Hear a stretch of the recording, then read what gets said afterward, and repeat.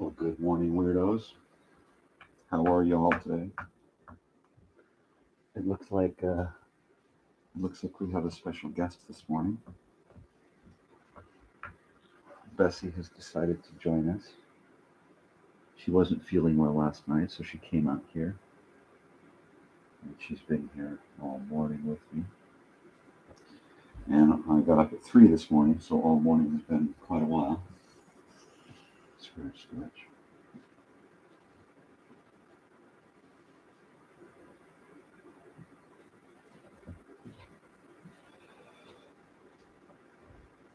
So good morning, good morning, good morning. My lava lamp looks like sea monkeys this morning. But I feel like a sea monkey, so that's okay.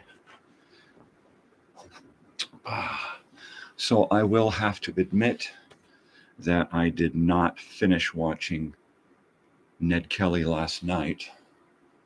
In fact, I started watching it after yesterday's show and continued watching it yesterday evening, and then finished watching it this morning at about 3:15. So Ned Kelly, 1970, Mick Jagger in Australia as an Australian folk hero. It seems to me like the movie was a movie about the Australian Billy the Kid, Jesse James,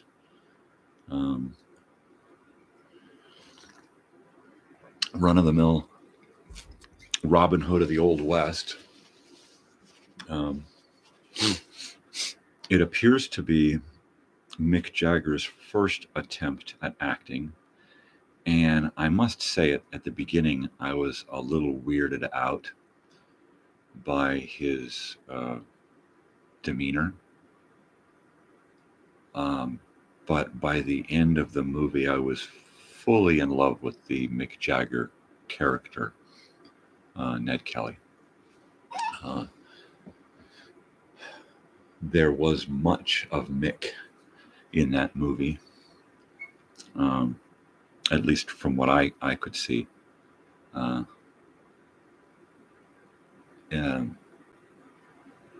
he only made about 9 movies, I think, or at least acted in about 9 movies.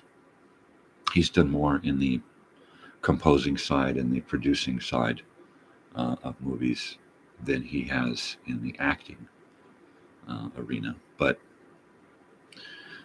nonetheless, I give Ned Kelly a thumbs up. It was a good movie. If there's anyone who is familiar with the movie Ned Kelly, or if there's any of you guys out there in Australia who are familiar with Ned Kelly, the folk hero, please stop by and give us a chat and leave a comment and let me know what your take on the movie Ned Kelly is and the actual person. Because from what I understand, it's an actual real live person from the 1800s.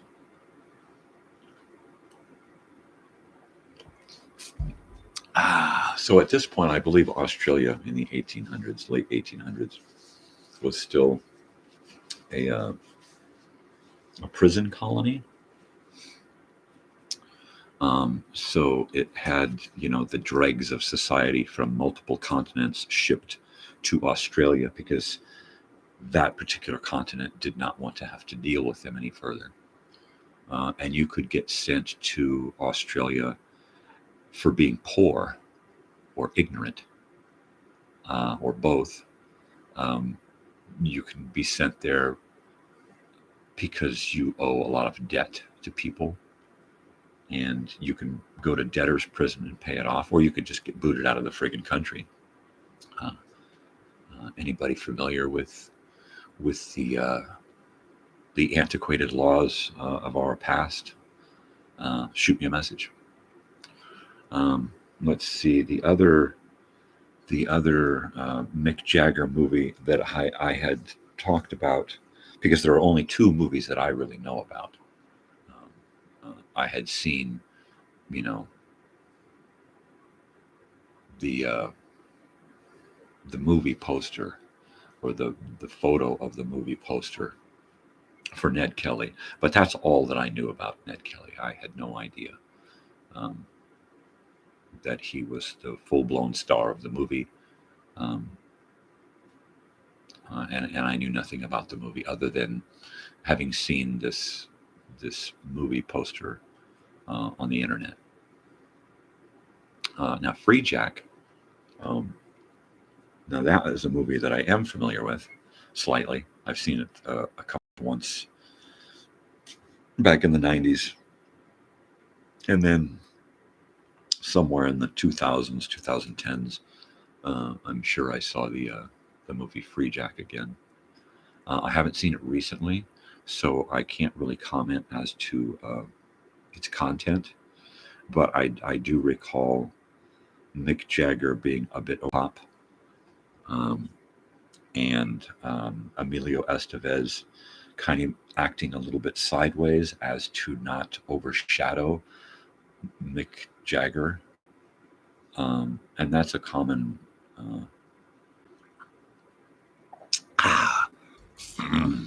theme in Hollywood back in the 70s, 80s, 90s, and probably today, where you get an actor who isn't all that great. So actors of a stronger caliber then have to play down, and quite often what they'll do is they'll surround that character with actors who are not that adept. So it kind of balances things out, and the person, the actor in the movie who isn't a strong actor, doesn't get made to look buffoonish. So that happens quite frequently. Let's see. What else were we going to discuss? I don't think we had anything else to discuss this morning. Goodbye. Yeah, I have been drinking coffee since about 3:30.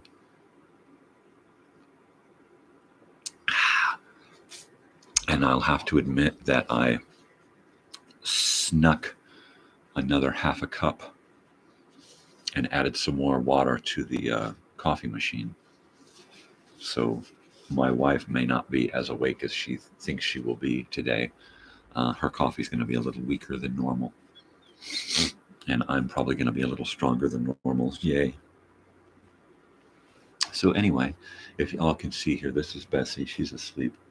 She snores a lot. And she's a big sweetheart. She's got a big tail and a big nose and a big ears and big eyes and big everything. She's probably the sweetest dog in the world. Hi, baby. I know, it's early. That's okay. Go back to sleep. Start snoring again. So Bessie came to us after my father passed away. His wife brought her over, and the plan was to find her a home, because we live in such a small hovel. We weren't sure this little shack was going to be able to take another client. Nonetheless, after we brought Tootsie, the Chiweenie, into our home, who happened to be Bessie's best friend, when we brought Bessie in, after she became, accustomed to the household, I didn't even, I knew it from the start, so I had to make a good show of it. But I knew pretty much once they were reunited that I could not separate them again. So as much as we went out of our way at first to try to find her a home, it was all show for me because I knew she wasn't leaving. She's not a drain on this household whatsoever. You hardly know she's there. And, aside from the amount of food that she eats, nothing much has really changed. Sam just loves her to death. He just can't get enough of her. So much so that we had to have him fixed as soon as he got here. As she got here. When she arrived, boy, all hell broke loose. Now, when Tootsie arrived, of course, Tootsie's fixed and she's kind of an elder dog. But when Tootsie arrived, Oliver would not leave her and became very defensive of her. And it drove a wedge between Sam and Oliver. So we had to get Oliver, snip, snip. And it worked out for the best.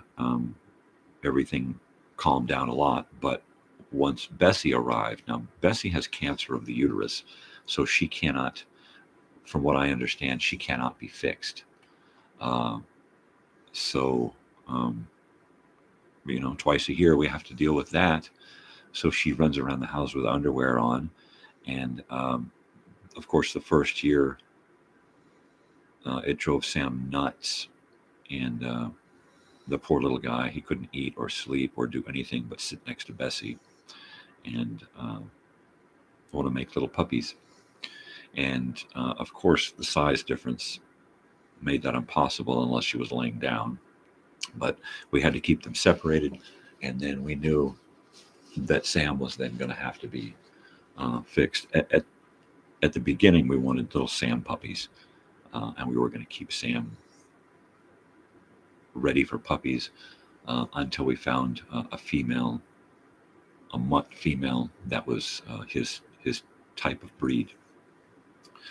But it was for the best when Bessie showed up that we just got him fixed. The world doesn't need any more puppies. The world's got enough puppies out there running around. There are enough dog breeders out there to ensure that the kennels are going to be filled with dogs who have been given up by their owners because their new apartment doesn't want them, or their new girlfriend doesn't like dogs, or they've got a new baby coming into the family, or they just decided that the dog doesn't go with their handbags anymore. Whatever the issue is, the kennels, the pounds, the Humane Society has many, many, many, many dogs up for adoption. Now, every one of my dogs is a hand-me-down dog. We found Sam in the street. Oliver was given to us when an old lady took him home and could not deal with him. Tootsie and Bessie both came from my father after he passed away. I have to put on blinders when I go out and I see a dog who is unattended, because my first reaction is to scoop that dog up and take care of him. And I just can't be responsible for every dog in the world. But there's a lot of you out there who have the ability to, if not have a permanent dog, at least foster a dog so that it has a better chance of finding a home. Now, we have no kill shelters in our area. And as far as I know, California is a no-kill state. I may be wrong, but we have a lot of stray dogs in this state, and they get picked up and they spend the rest of their lives in kennels and in shelters if they cannot get a foster home or get adopted. If I had the land, I would spend all my days taking care of foster animals. That's what my father did up until his passing. And I don't know why. It's, maybe it's genetic, maybe it's not, maybe it's environmental. These things that are in my part of my existence. Cheers. Good morning.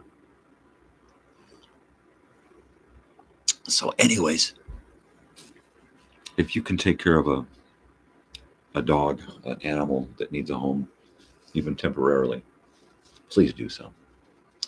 Um, it, you know, it's not that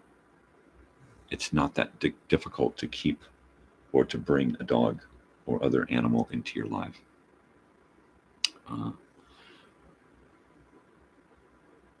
When you do, it changes you. It really does.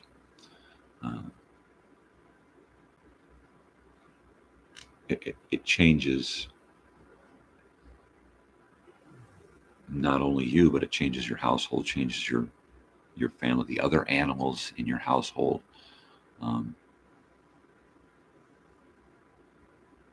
Change is good. Just make sure you do it right.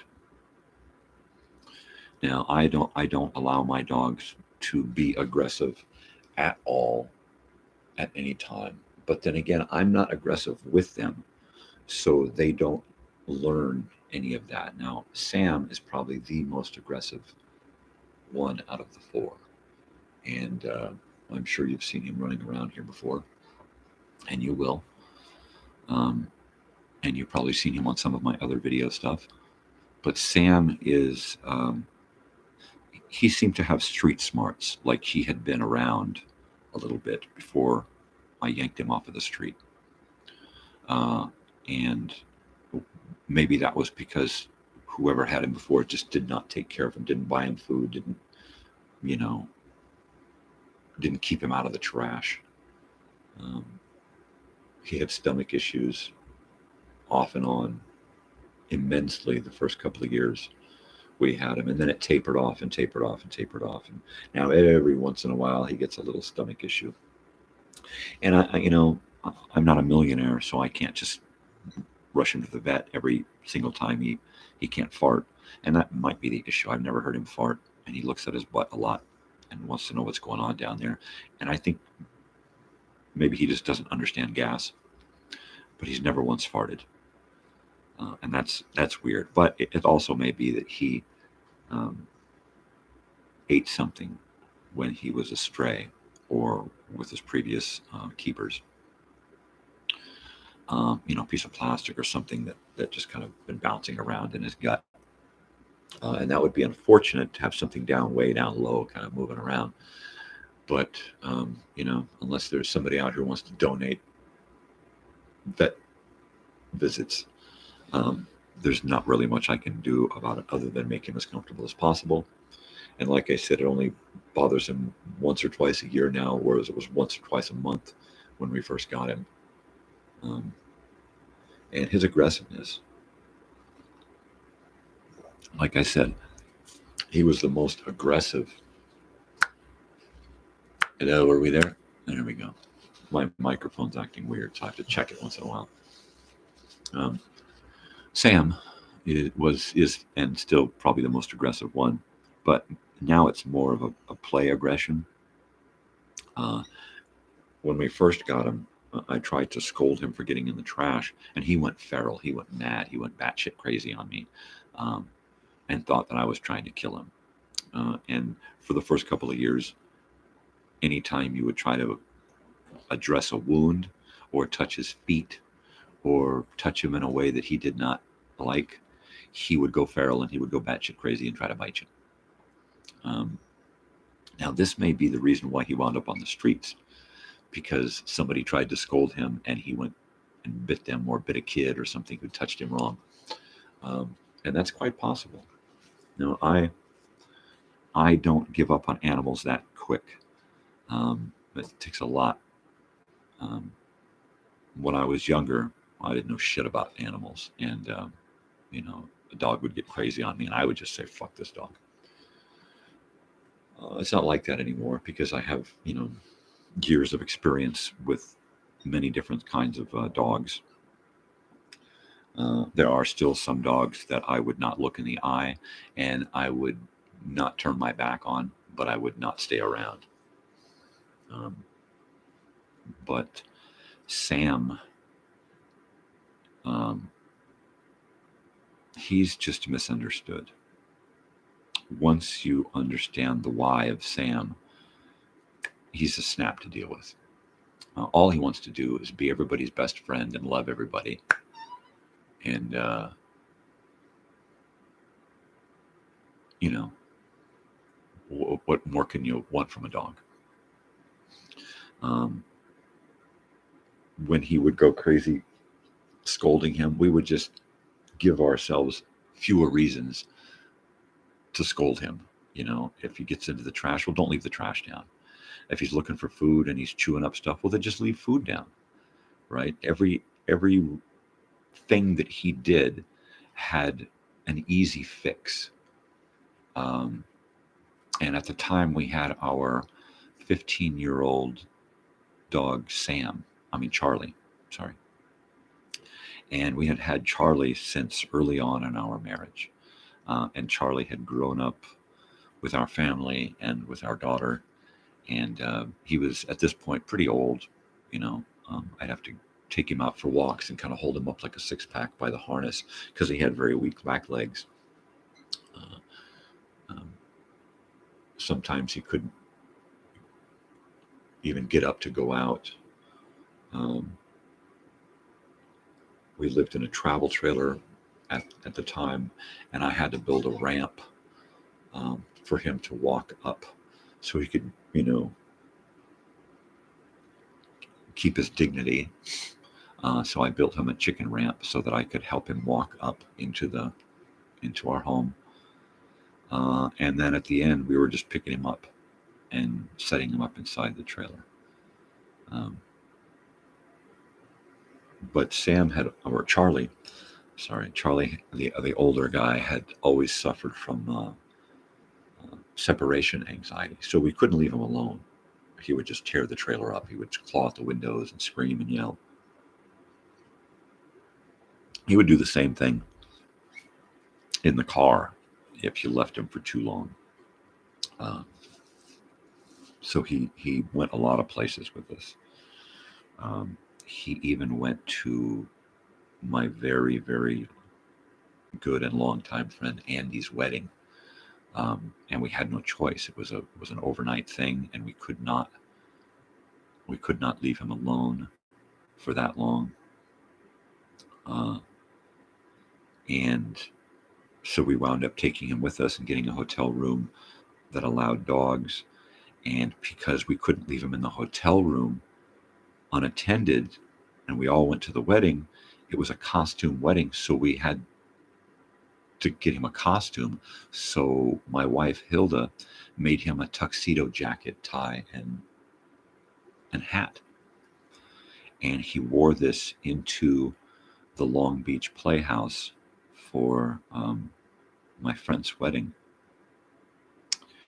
And if anyone has any video, and I do have video of this, and I'll try to share it with Andrew at some point. And during the video, you can actually hear that Charlie boy whining because he was a whiner. And while I was up as one of the best men, he sat back with my wife and whined because I wasn't there. And he did a lot with us, spent a lot of time with my daughter, but he couldn't be left alone. That is until Sam came along.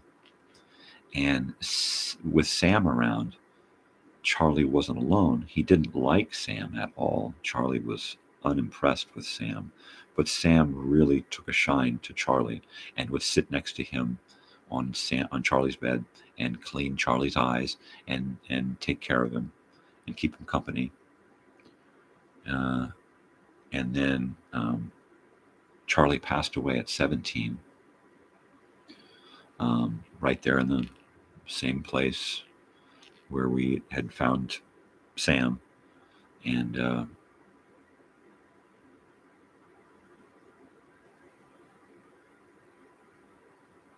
yeah, it was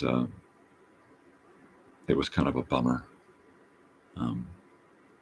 It was expected because he was old, but being in my, being the age I am, I've seen a lot of dogs come and go. And while it was difficult, it was still okay, because he passed at home with us, surrounded by his family, and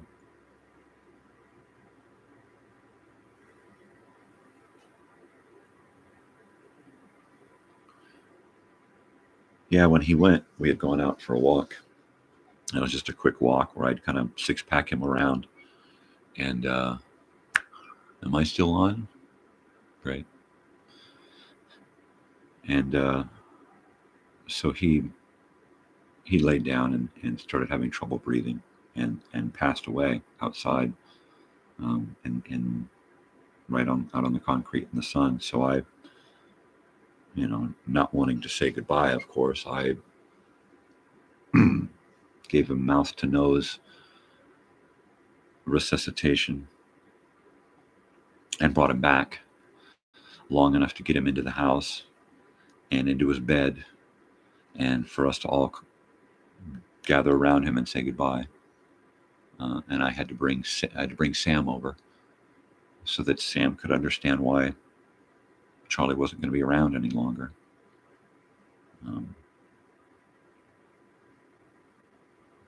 And it was unfortunate because at the time we were preparing to move in here, and he never made it here. So his presence has never made it in here. But I feel like he's around, in some odd way. He'll always be around. Charlie boy, I wrote a song about him, Slippery Feet, because he was like Bambi on the linoleum or anything slick. So we'll have to play it some Friday evening. Like I said, I don't like to play in the mornings. It's a little too rough on me. I'm not that great anyway. I'm not a musician. I'm not a singer. So let that be known. I'm just a guy who noodles about on the guitar.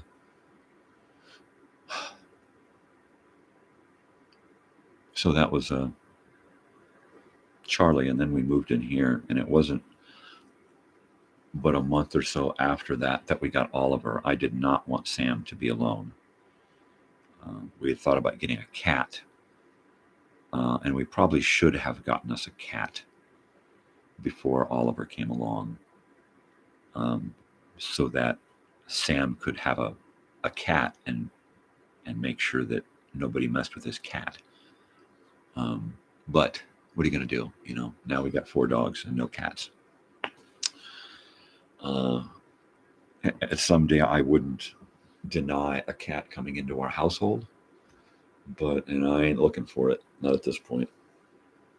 I think that would just be a little bit much. And the household dynamic is Sam is in charge. He's in charge of everyone, including me and the rest of the humans and dogs. And then it goes to, well, Oliver would say that he's in charge, but I think he's second in charge after Tootsie, because Tootsie is, she's the elder stateswoman, and she has pretty much knowledge on all things. Of course, Sam is he's just the diplomat, the caretaker, the nurse, the doctor, the teacher, the lover. He's kind of jack of all hats. Everybody answers to Sam, even Oliver, even though Oliver thinks he's in charge. Bessie, she's the muscle.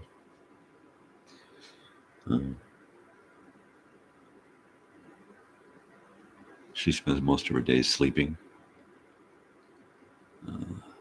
and I don't know if that's a side effect of her cancer, or if she has cancer, or what. I don't get any information about her. All I know is that she's not fixed and Tootsie is, and that's pretty much all I know. And that they've been vaccinated. And that's pretty much it. I don't need to know too much about, a dog other than, is it going to let me help it? Is it going to let me take care of it? I need to warm up my coffee. Well, it's after 5:30, people. You bunch of weirdos. What are you doing here? Oh, if you're here in the morning actually watching live, you're crazy. And weird. If you're watching this from the playlist, well, you're just weird. I mean, what do you got nothing better to do? Never walk in the foreground.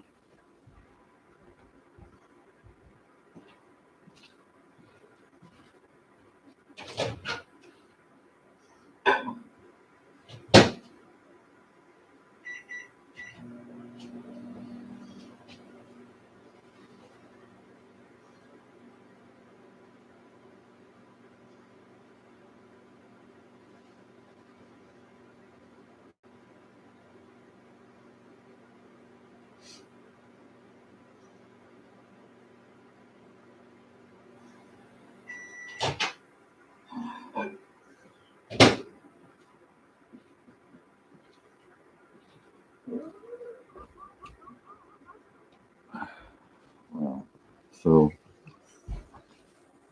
here we sit. Oh, before the sun comes up.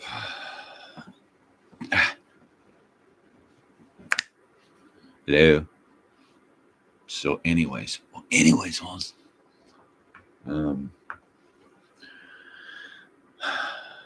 I don't go back and watch these videos, but I guess I'm going to have to go back and watch one on occasion to see how my sound is working. I'm using a, what is this here? This is an older microphone.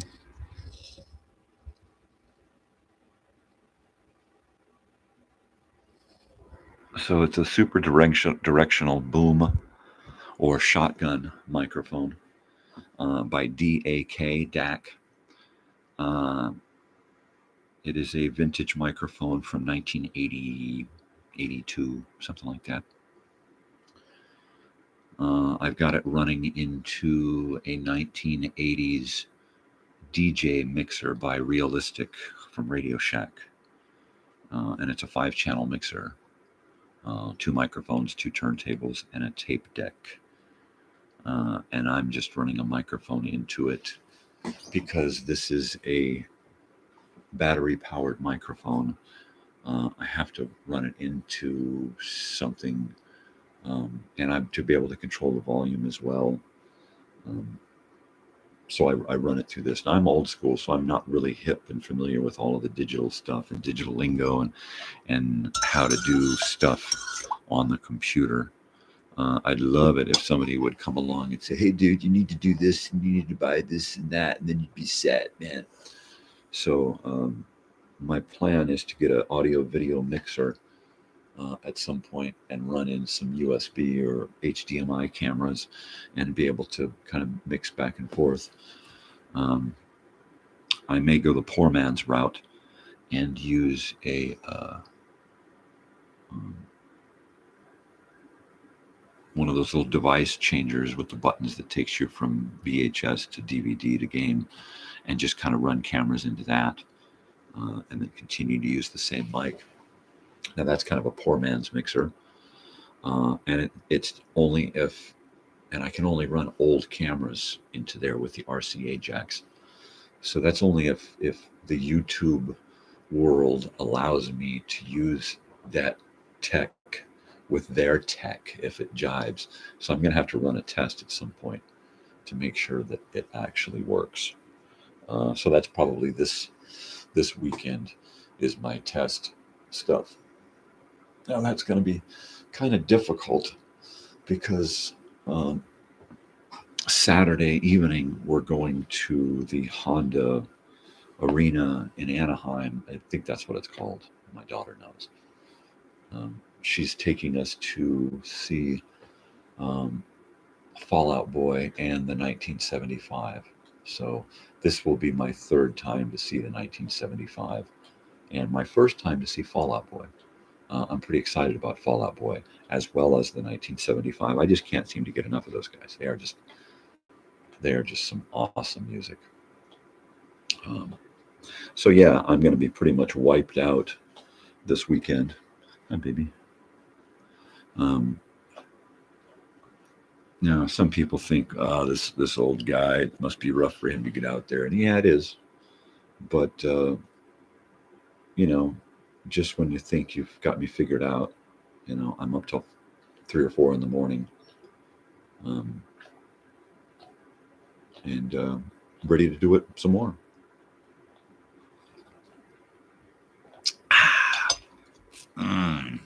Yeah, that's good stuff there. Oh, yeah. So, anyways.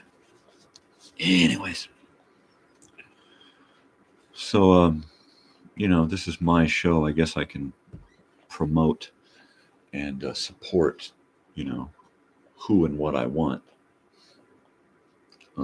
So I'll let you know that this morning I've got my cannabis going on. Right now I'm doing a GMO garlic cookies. It is a indica strong hybrid from Coastal Sun. The container tells me that the effects are, oh Lord, my eyes. The effects are sedating and total relaxation.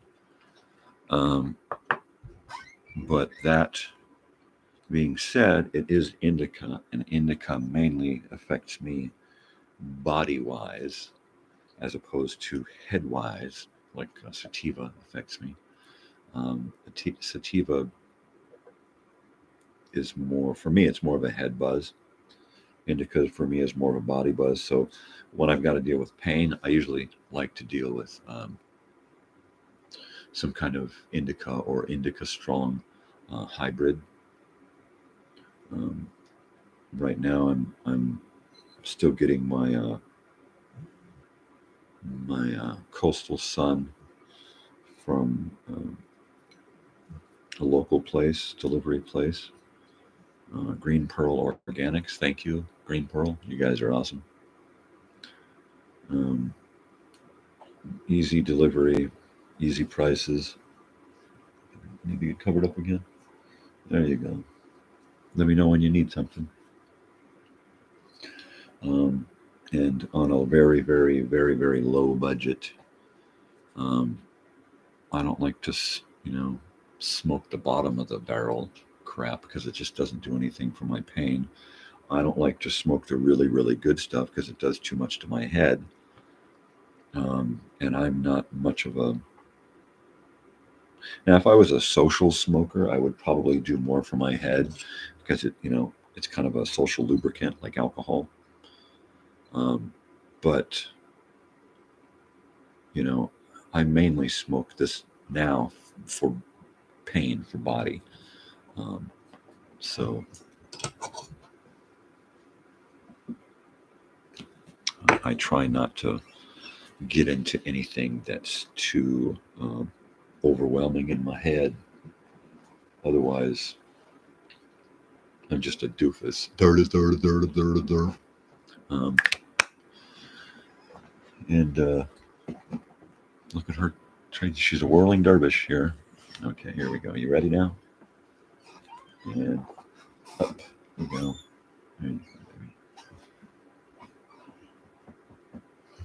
That's my big baby girl. That's my big baby girl. You're all tucked in. But yeah, I like to stick to stuff that's, like I said before, the gummies are great, especially the Drops brand gummies.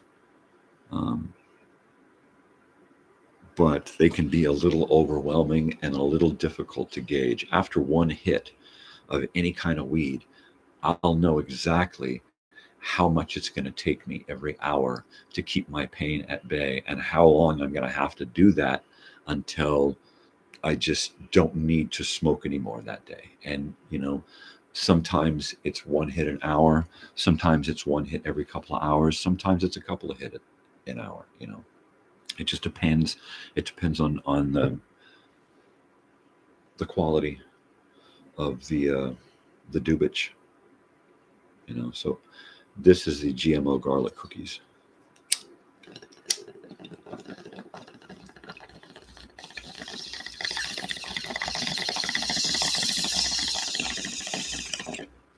Now this is it's strong.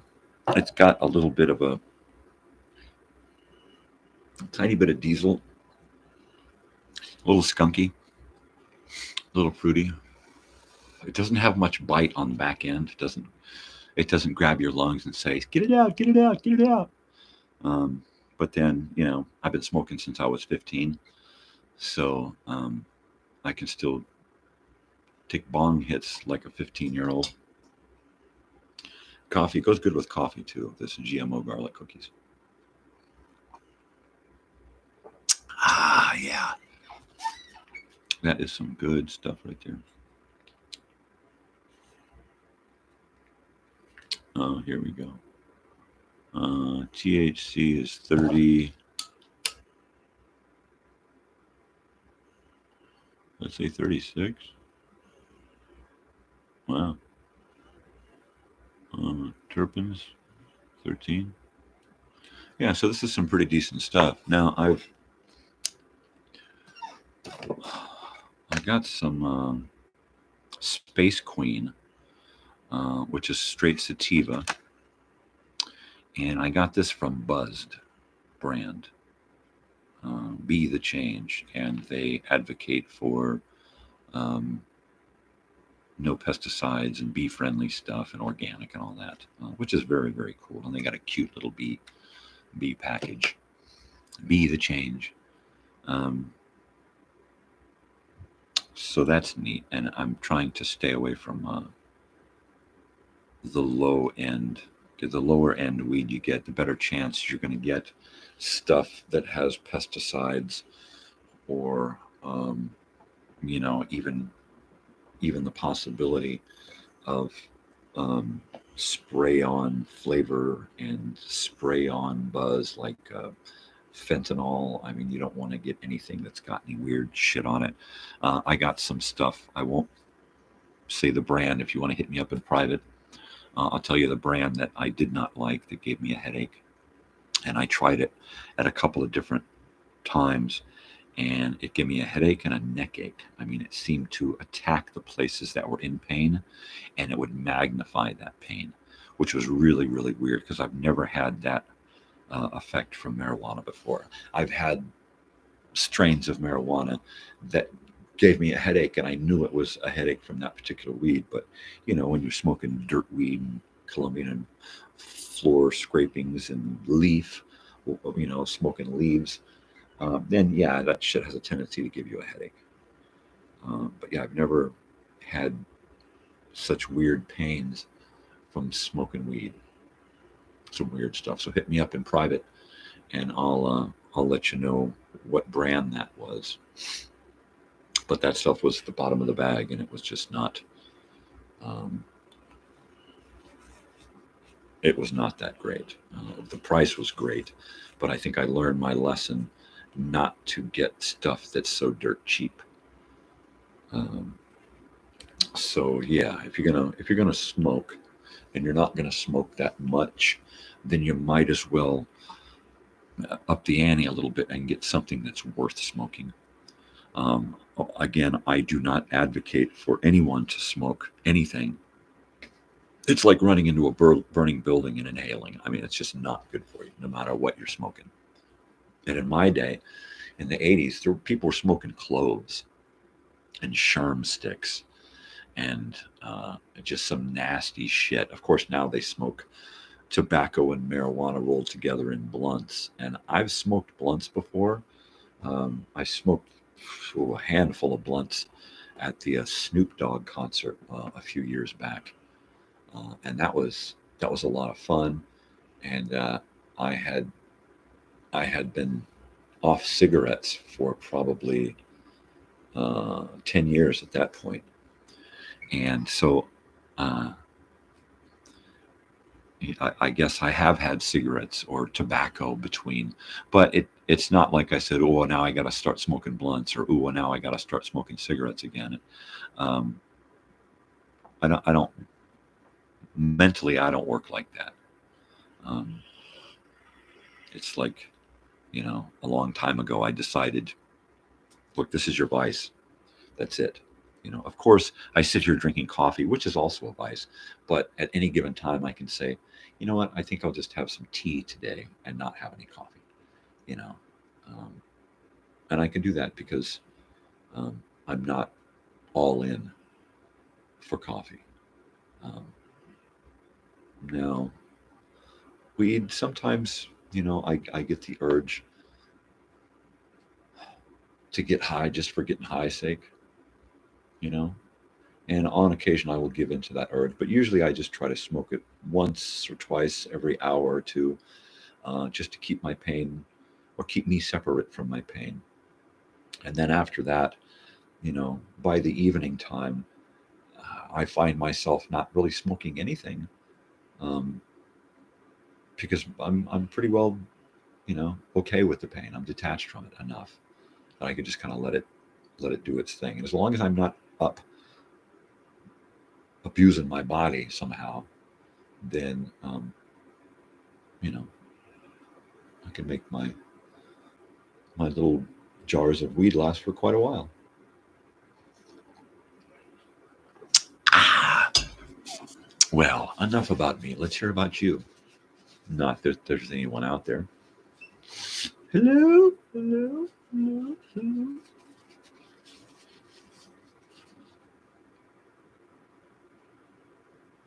She has a tendency to snore um, pretty loudly. So, yeah, how about you type in the comments what it is you like to do in the mornings? Some people like to do yoga, which I have thought about doing some kind of morning stretching exercise ritual. Um, and now that I have some kind of a routine going here, I just might do that. Um, there's a few places in town I could go learn some yoga or maybe some Tai Chi, Taekwondo, and learn some warm ups, um, and exercises and techniques and stuff. Now that might be interesting. Um, but yeah, I mean, I don't really have any kind of morning physical things to do. Um, I think just being awake and accomplishing all that entails in the morning, I think that's quite sufficient for me in the mornings, especially with the waking up with a pain level that's already at maximum. Um, and boy, was it this morning. While I set my alarm early so that I could get up and watch Ned Kelly, I really didn't need to. My pain had already done that, as well as this girl here when she decided to come out. And thank you to my wife for letting her out. She usually, big dog here, usually sleeps with us because she's such a big baby. So she's got to sleep at the foot of the bed, or she'll just walk around all night feeling lonely. Sometimes she sleeps in my daughter's room. She's got a bed in there. But my daughter likes to keep the air on. She's like her father, and she has to be refrigerated at night in order to sleep properly. Um, so she sleeps with Tootsie. Tootsie is a little space heater. So as long as Tootsie is covered up and close to Natalie, then they're both okay. They're warm. Sometimes the little boys will sleep in there with her. Sometimes they'll all sleep in there. Um, but yeah. Hello? Anybody there? Wow. So I've been thinking about that whole 100 subscriber telethon thing, and I think it's going to be. I think it's going to be in the next week or so. I would like to do it, of course, when I don't have much going on work-wise, because my work comes and goes up and down, up and down. Sometimes I'm working my ass off. Sometimes I'm just sitting around for days, which is all right because that allows me to do this kind of stuff. Even if I were to have to work today, I got plenty of time right now to go back to sleep and get up and go to work at my normal 11 o'clock, right? So, yeah, totally. I see this is one of those times when I totally lost my train of thought, and then I have to backtrack in my head to figure out what the hell was I talking about. And it's like, I don't know, man. I just don't know. Is it the marijuana? Oh, probably. Is it my own brain? Oh, most definitely. You know, I've had a few brain injuries throughout my life, so thoughts can just escape me sometime. And not to mention, all of the marijuana that I've consumed. But I'll tell you what, there's nothing like a good marijuana buzz to let you know that it's okay to be you. Because I never felt like that when I wasn't. I always felt like I was every morning getting up, putting on a mask, and going out and being this something, this configuration of a man that everybody wanted me to be, and I never knew what I wanted me to be. So why was I going out and pretending to be this other guy? And I did this for God, most of my life. The only one I never really, the only one person that I never really put on a front to was my wife. And that happened early on in our relationship, even before we were married. Um, I just felt like, you know what, I'm done putting on this face in order to get people to like me, you know. Um, it's like, here I am, take it or leave it, like me or love me. And I'm gonna cry. She said she loves me. Um, but yeah, it wasn't until she came along I just decided, all right, it's this is it. I had already resigned to just making enough money with the job that I had in 1998 when I first met her, and it was like, you know what, I'm going to get a motorhome, I'm going to fix it up, and then I'm just going to save up the money to go get a piece of property somewhere, park my little motorhome, and raise sheep and potatoes and just live out there like a freaking Irishman. And I had no idea it was going to lead to this. I've got a daughter going off to university next year, and I've been married for 24 years. And I was honest with her from the beginning. Hey, I'm a pot smoker. I'm always going to be a pot smoker. I've always been a pot smoker. It allows me to be comfortable being me, because I was never able to do that. And after we got married, of course, I tried to, clean up and fly right and all that, because once again, you try to do what people expect of you. So I went from pot to antidepressants and lost several years of my life, including the birth of my daughter and the first few years of my daughter's life. I mean, uh, and of course I was taking the antidepressants because, we had lost our first daughter before she was born. So that kind of screwed me up in the head a little bit more than I was already screwed up. So I switched to antidepressants and tried to fit in and tried to do these things and get out and exercise and went to the gym and all this. And no matter how hard I tried to fit in, I fit in less. And so I just off and on kept switching back and forth, trying to figure out, where my place was in life. And I realized that, if I'm going to be comfortable with my life, I'm going to have to find a way to be comfortable with me. And so here to marijuana. Wow, man, that dude's addicted. No, it's a matter of choice. Now, some people, yeah, you can say, oh, that dude's addicted, and you can say what you will, and maybe I am. I don't see it that way. Yeah, some people have no willpower, and they just say, oh man, I'm just going to take everything. I've never been like that. So self-indulgent that you give yourself over to anything and everything because you got to escape, and boy, the wind is really blowing this place.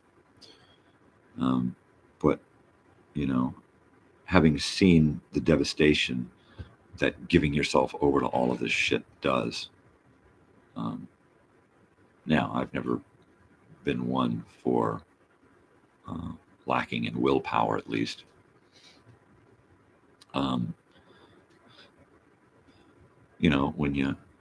When you've had to starve, you know how to not eat, right? When you have had to be so removed from society, yet have to be so involved,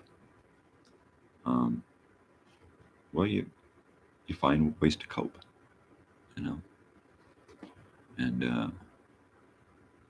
I don't know, my coping mechanism just turned into a way of life. And you know what? I say what you will, but I'm okay with it. It's my life. Do what I want. It's your life. Do what you want. The things that I do with my life, they don't affect anyone. I don't push myself. I don't, you do what you want. Just, afford me the ability to do what the hell I want. I ain't hurting no one. My wife and daughter, they don't smoke.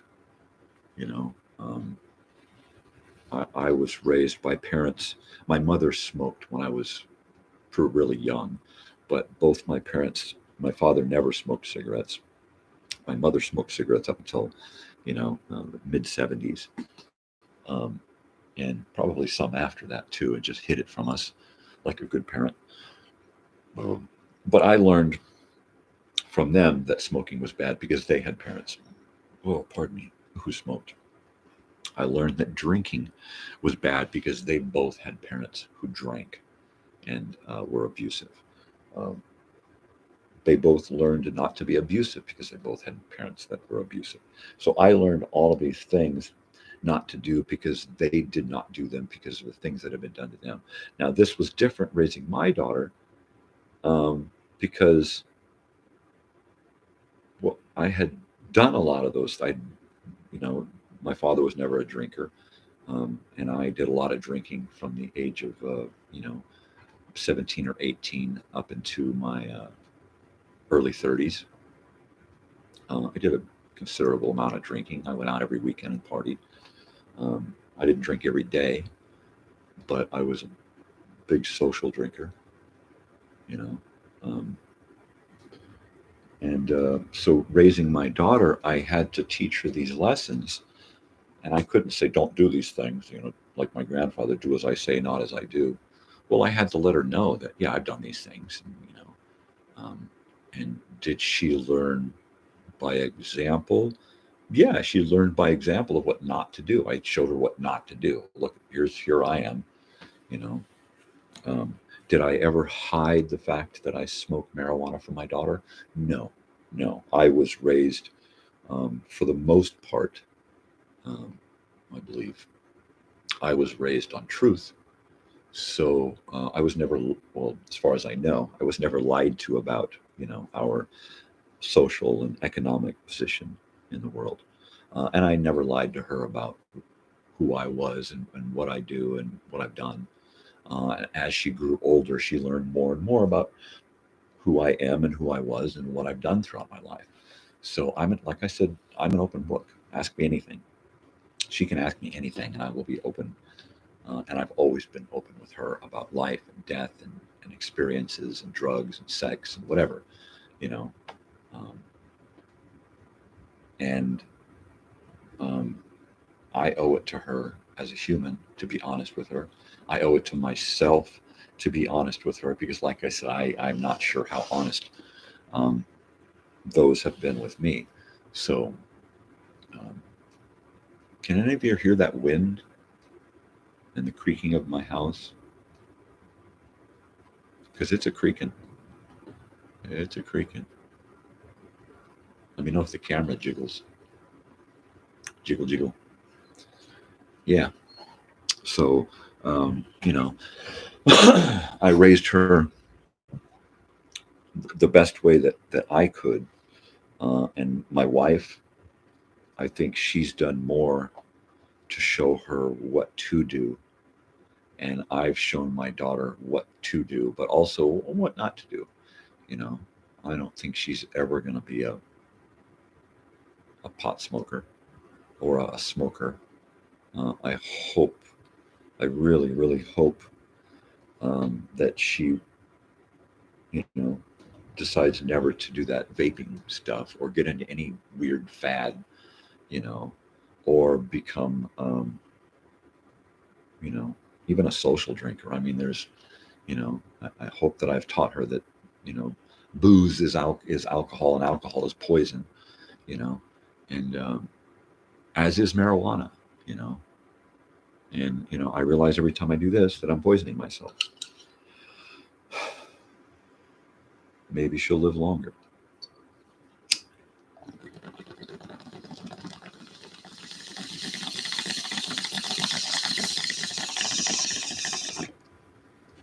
Bad, bad, and badness is all around us in everything that we see and touch and feel and taste. And, um, so you have to make the bad out of the good, or good out of the bad. I'm sorry. It's morning dyslexia. Um, and so while marijuana isn't actually good, it's good for me, and I'll make the best out of it. You know, I have a drink on occasion. Um, but I don't, you know, um, I don't find it necessary to drink. I don't find it necessary to smoke when I'm out doing stuff and out and about. Um, there are times when I need to deal with pain management, and I'll run and hide somewhere and deal with my pain, and then force my wife to drive. Um, but yeah, I guess it's more of a home thing. Are we dimming lights? Do they stay dimmed? Wow, man. So there's some kind of windstorm happening outside. So at some point, if my screen goes dark, um, it's quite possible we could lose contact, uh, and my live stream would be over. That would be unfortunate, but um,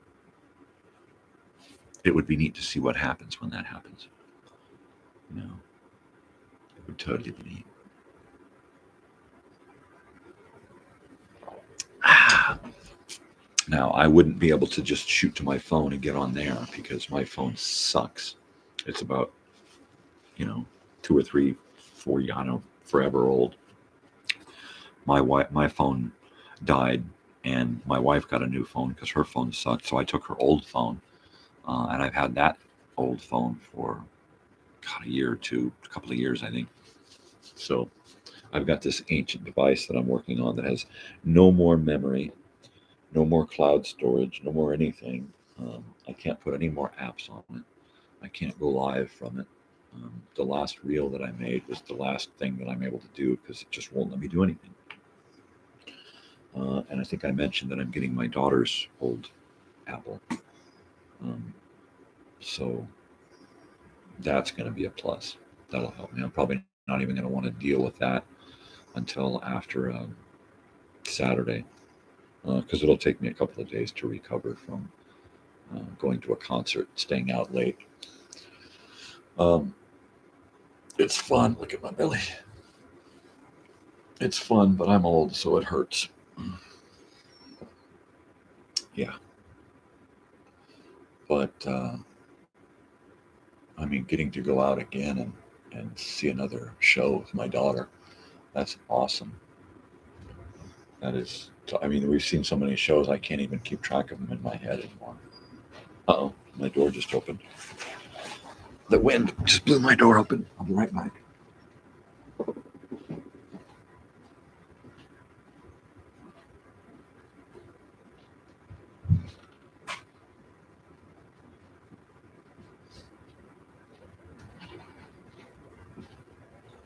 Well, that's what happens when you don't close the door all the way. It blows open.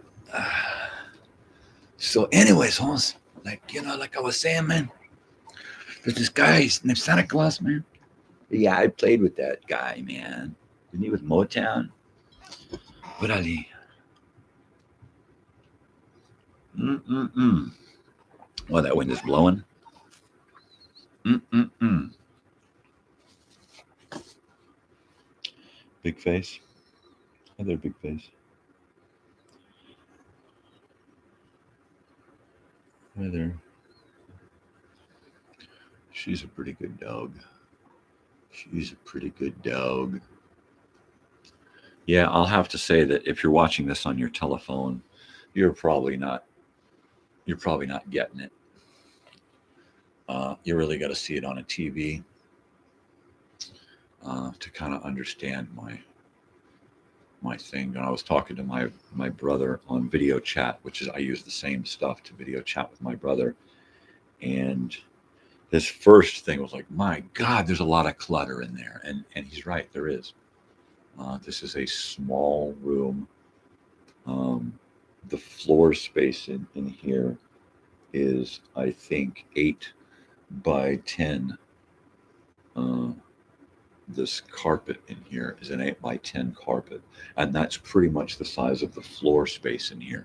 The room is bigger, but with all of the shelves and stuff, this wall unit, and these shelves and everything over here, this inside room here is pretty much the size of this carpet. And this is my sanctum sanctorum, my little set, my little Svengoolie arena. Yeah. So this is where the magic happens, man. I can sit here and mouse my computer and keyboard my computer here, and that kind of stuff. Of course, I kind of need binoculars to see anything small on that monitor over there. But this is kind of where I do my thing, sit, write my notes, and play my little songs and read my little books, and kind of live my little life here. I do go out into the world. I'm not completely agoraphobic, just partially. And I don't mind the world so much, just as long as it stays in its place, away from me. Um, I'm not completely anti-human. I'm just anti-dumb human, and we seem to have a lot of dumb humans out there. Um, and I'm an advocate for education and intelligence first, and then everything else to follow that. A lot of people out there are political first, religious first, money first, all of this other peripheral crap first. And I don't mean that a lot of these things are peripheral crap, um, but they are without education. Then you become peripheral crap because uneducated people um, are like the blight of mankind. You know, when you're uneducated, um, then you just become a burden on society. Um, and I don't ever see myself being like a successful millionaire, but I'm not going to go out there and take. Um, you go out there and you earn the living that you want to have. And I've been, you know, a small business owner. I've been a manager, a supervisor, a foreman, your average laborer, you know, um, shirt and tie, the blue collar situation, factory worker. I've done a lot of jobs and worn a lot of hats. Um, and much of that is just not for me. I enjoy fixing things and doing handyman stuff. Um, this place is creaking. But physically, I can't deal with it anymore. Mentally, I can't deal with the people that you got to deal with. I enjoy doing stuff at home. Um, I think the last big project that I did is I built 4 big, giant, deep box drawers for the closet that I built. Closets, plural. The closets that I built in our 2 bedrooms. Um, the rooms were without closets, mainly because they're very small rooms, and I can see why somebody ripped the closets out. This is a mobile home, a very small mobile home. So, in order to save space, they removed a lot of walls and stuff in here. And the structure has paid for it because a lot of stuff sags in here and needs help. Um, Things that I know that I can do and have it made plans and drawn up diagrams, but physically I'm just unable to attack. Um, but the things that I can do, I have done, like the closets. I built all wood closets and drawers, and I built 2 big giant drawers underneath the closets. Um, and for a long time, they just sat there with these big gaping holes underneath. Um, and then it was like everybody says, we want drawers, we want drawers. So we built drawers. I built some nice wooden boxes and sliders, put sliders on them, and they turned out really well. I just need to face them off and put on some hardware. But facing them off requires um, big, fat, wide, long, expensive boards. Uh, and yeah, sometimes you have to just decide, okay, we're just going to live with it like this for a while. And then eventually we'll get the money to go out and buy some really nice boards to face all these 4 drawers off. We've already got boxes of hardware. Um, it's amazing what you can find at swap meets. It's amazing what people just give to you. Hey, you want a box of this crap? I'm going to haul it around forever. So now we get the boxes of crap. We haul it around. I'm kind of a hoarder. So I keep a lot of junk in boxes and shelves. In our old home, travel trailer has now become storage for much of my crap.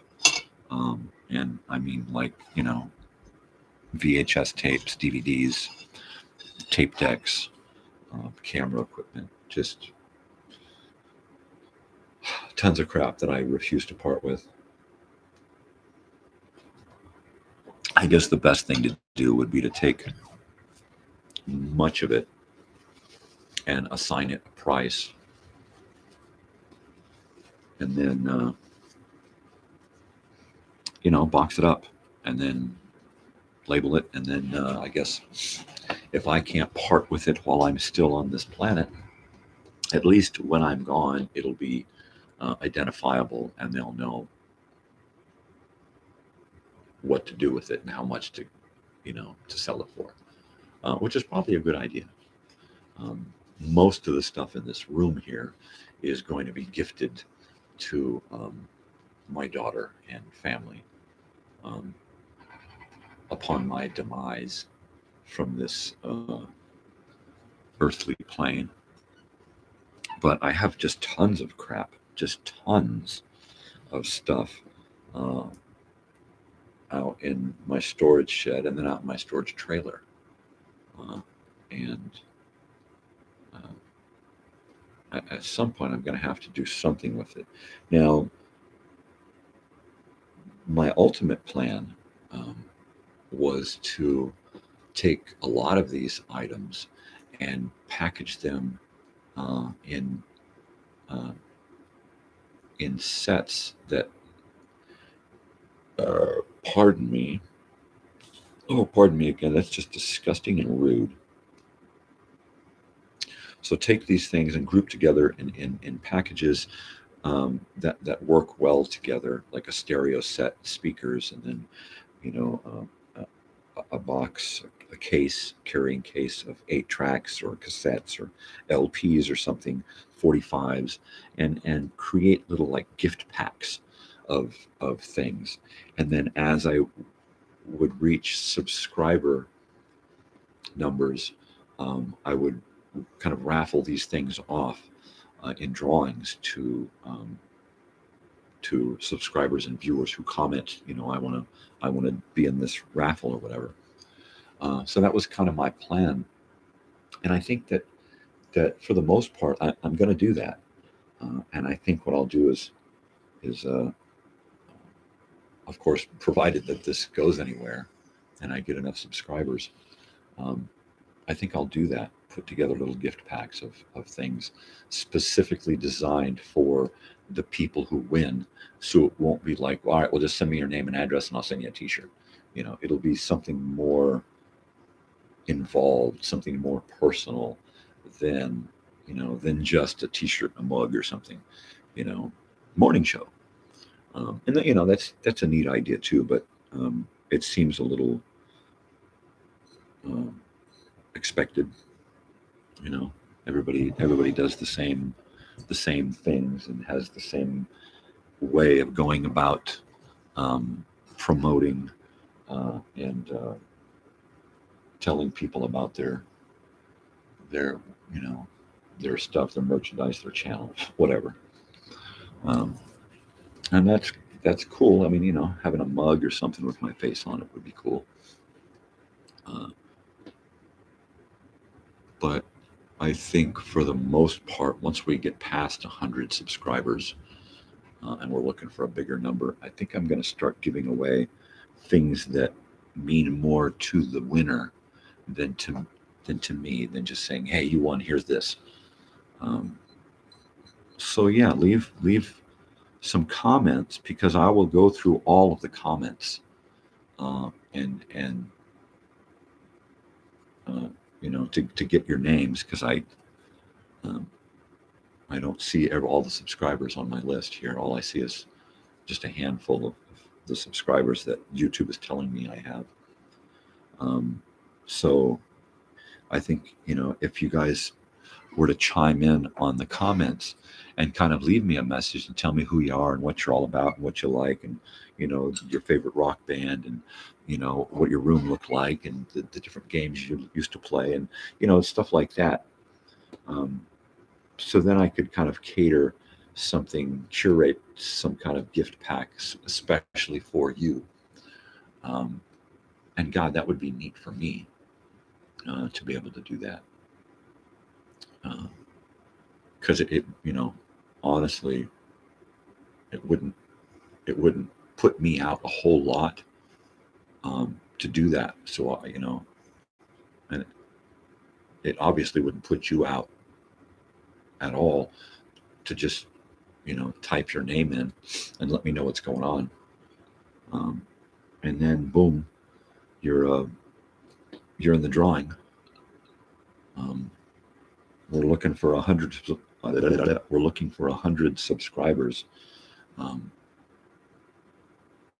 then bada bing bang boom, we're gonna start giving some stuff away. I'm gonna have to get a bigger coffee cup in the morning. I don't think this one's big enough, right? I'm gonna get a bigger one.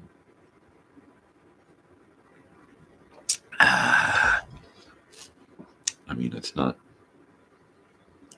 I've seen smaller cups, but it doesn't seem to have the strength of length. It goes too quick. Maybe I should just have the whole pot sitting here. Maybe that would be better. Look at that. It's getting bright outside. Isn't that special? Isn't that extra special? All right. I'm going in again.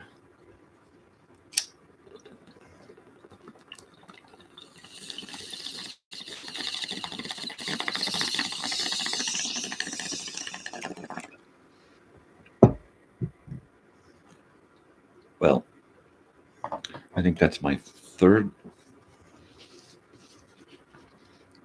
or fourth hit in the last couple of hours. I can't say that it's really affecting my head. I mean, I might be getting a little drowsy, which is okay, because going back to sleep for an hour or so before my daughter finally gets up, that's not a bad thing either.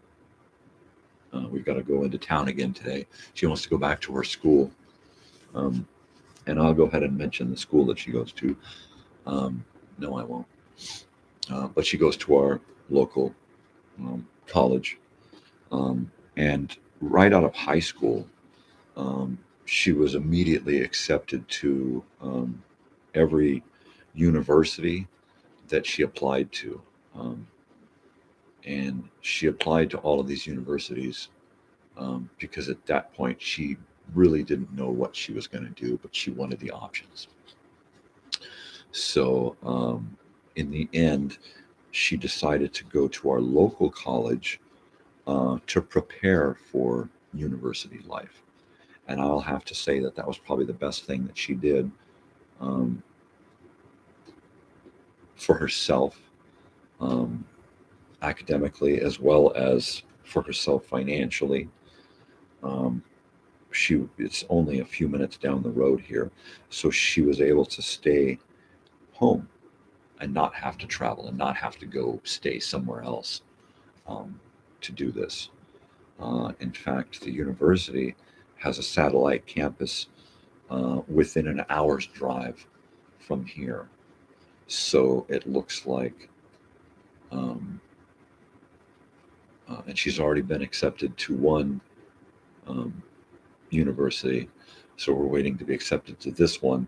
And this is the one that she's going to go to because it is, it's close, and she can graduate in another 2 years in her field of study from that satellite campus. She can actually get a degree from that campus and not have to travel further to the main campus, which I'm sure we will on occasion get to the main campus. But being able to get the degree that she wants locally and not have to travel means a lot. Now, at some point, she's probably going to further her education and go to a main campus university. My father went to Pasadena City College in the early 70s and graduated with an Associate of Arts degree. And the radio certificate, so he could be a DJ, and then from there, he, after being out of that college for a couple of years, he then went and started studying at UCSD, University of California, San Diego. And he spent a few years there going after a bachelor's degree. So I'm hoping that at some point, that she, I'm sorry, I'm just affected by the wind here that keeps shaking my house. But I'm hoping at some point she decides to just continue on academically and not worry about having to go out and work. I'm hoping that because she's of this generation of hers, that she won't have to go out and do a lot of commuting, that she can work from home. She can spend her days with her animals and with her family and her friends. And not have to have that out in the world existence, that rush, 9 to 5, kind of a thing that everybody falls prey to. To me, it's like a slave mentality. They get you roped in, they get you hooked on stuff that you can't afford, so then you have to get credit and make payments, and so pretty much your whole life is mortgaged on keeping a job that you hate, and that's no existence. That's modern slavery, and I've really tried my darndest to let my daughter know that you don't have to do things the way everybody else does. You're allowed to think outside the box. You're allowed to think for yourself. You don't have to just get in line with everybody else and follow them to who knows what. You're in line because everybody else is. That's no way to go about living. But I'm just hoping that she works more for herself than for somebody else her whole life, and gives herself the opportunity to pay more into herself than out to others for her existence. I don't mean that she shouldn't help others, because I think I've shown her that it's okay to help others, just so long as you wind up using your head more than your heart. That's probably not the most important part. But it's okay to help. And I see that in her already. So that's cool. But I don't want her to spend her life busting her ass to make somebody else $1 so she can earn a dime. No, she's got more going on than that. I think that with her field of study, I think that she's probably going to be more of a helper. She's going to be more of a person who is going to give back to the world. Now she enjoys, taking care of her and being her, but she also, takes care of her mother and I, and she also takes care of the 4 dogs, and she also helps, take care of herself since she was a little kid, getting herself up, getting ready for school, and doing it all on her own.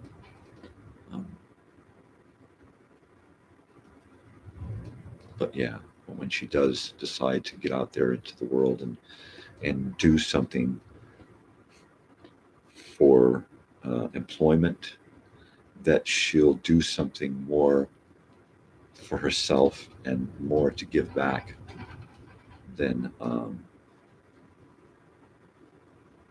than to just take.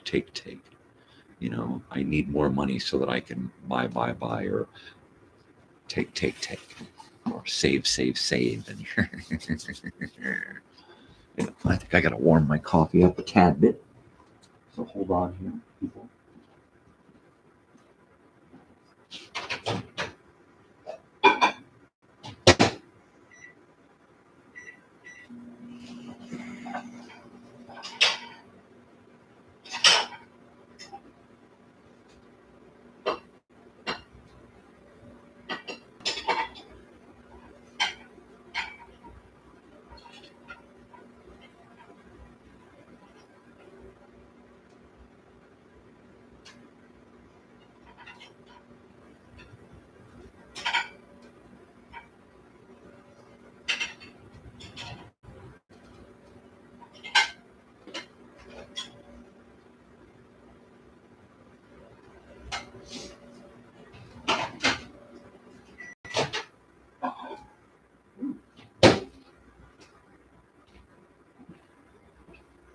I heated it up too much.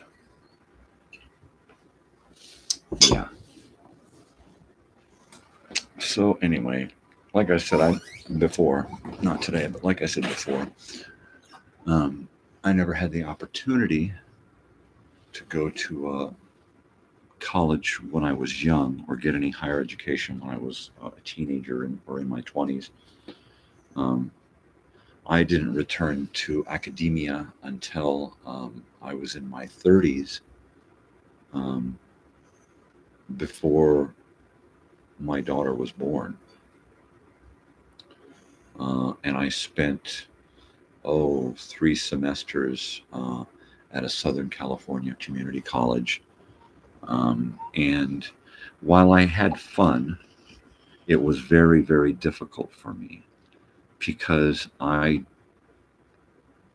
was doing it for the wrong reasons. First of all, I was doing it because I was floundering, and I really had nothing going on, and I didn't want to work. It was after we had lost our first baby, and my head was just not in. So it was like, okay, I got to get out and I got to do something. So I entered the college life, and I was studying art and music, I believe. And while I was great at the art end of it, I was horrible at the music end of it. I could strum on a guitar and barely hold a note, but other than that, I couldn't read music. It was Greek, and my brain wouldn't allow me to understand how to read the music. I tried and I tried and I tried, and I just didn't get it.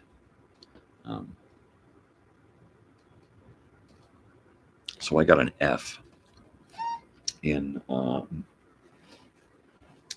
like Music 1, learning how to read the music, and it was horrible. It was like math. Another place that I just was not able to go. Math is another one of those languages that I just cannot figure out. And so I'm in my 30s, early 30s, mid to early 30s, and so I'm doing this in college. I think it's like 2003. So am I in my 30s? Yeah, I believe so. So, art, drawing 1 and 2, I think I did, and I think I may have done life drawing, but I don't recall. I don't think I have anything. in any sketchbooks from life drawing. So it must have just been art 1 and possibly art 2, drawing 1 and 2. And that was great. I got A's in that, but that was about it. Everything else, I was kind of mediocre C's. I wanted a creative writing class because I knew I could excel in that. But I had to take other things first so that I could squeeze that into my curriculum. And I pretty much flopped out of that school after about 3 semesters. I tried to do, history. And while I enjoy history, having to memorize dates and people and that kind of stuff is not my bag.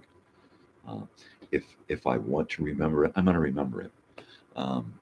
Or at least it'll stick in my head somewhere and I can pull it out at some point. I can't always have instant recall or total recall, but I can at least at some point recall stuff. And then after I got a neck injury at work and had been on pain pills for like 18 months after like 2011. I think I was injured 2011 in November. And then from then on was on pain pills for about 18 months. And then got off of the pain pills and switched back to marijuana for the pain, and got one of those pain marijuana cards so I could go to the dispensary. And I thought, okay, well, I can't just sit around and smoke pot and collect workers' comp and wait for them to do something. I got to get out and do something. And at that point, they decided, okay, look, we'll give you surgery, but the surgery we give you is not going to take the pain away. It's just going to give you more mobility. And the thing was is that I had complete mobility in my neck because I'm just got a bag of broken rocks between my, head and shoulders. But so I still got the mobility, but it's the pain that's the issue. And they said, okay, well, the surgery is going to take care of the mobility, but at the same time, we're going to fuse a bunch of stuff together. So you're going to have less mobility. You'll just be able to move better. And it confounded me. And the fact that, oh, by the way, we've used up so much workers' comp getting this far that you can have your surgery, but we'll only pay for about a third of the recovery time, the time that you're going to sit at home not being able to do anything. We're only going to pay for a third of that. So it was like, well, what the hell? And I just wanted my life back. So I at that point, I resigned to the fact that I was going to be in pain for the rest of my life, and my mobility was going to get worse and worse and worse. Okay. So I have to go out now and do something with the amount of time that I have left with that broken body. So I opted out of the surgery and just said, you know what, let's just settle this whole thing now, and I'll figure out something to do with the rest of my life. So I got the chintzy ass little settlement that they decided to give me, bought a little tiny itty bitty little 15-year-old Geo Metro, and decided, okay, well, I'm going to get a little tiny car and I'm going to go back to school. And so I got a little tiny Metro because it was good on gas and I could go back and forth. And my wife and daughter could still continue to use the minivan for work and school and that kind of stuff. And at this point, my wife was just taking care of an elderly lady in exchange for rent. So we were pretty much taken care of. And then I earned a little money going to school, which helped take care of the other end of that. So we lived pretty minimal for quite a while. Um, but it's remarkable how a different frame of mind and a different headset can allow you to achieve a better um, academic goal. I was straight A's for the 2.5 years that I went to this school. The first 2 semesters, and then I did a summer, um, and mainly because I knew I wasn't going to be able to work a lot. So I did a summer school session, 2 classes full time, in order to get the summer financial aid so that we had money to live on, or at least it helped us to survive. And I remember one of the classes I took over that summer was astronomy. And that was a late class. It was 5 nights a week from 6 to 9. And the class that I had before that was from noon to 4 or noon to 3 or something. It was an early class, an after lunch class. So I would sleep in until it was time to go to my afternoon class, and then do my afternoon class, and then just stay on the campus, because at that time we were living about a 30-minute drive from the campus. So I couldn't do a back and forth twice a day. I just had to do it once, stay on campus, and then go to my evening class. And it was during the summer, and this is the desert. So we're looking at every day, it was over 100 degrees. And I would have dinner in between on campus, sometimes at the kitchen before it closed, if it was open because it's summer. And it was 4 days a week. I think it was Monday through Thursday.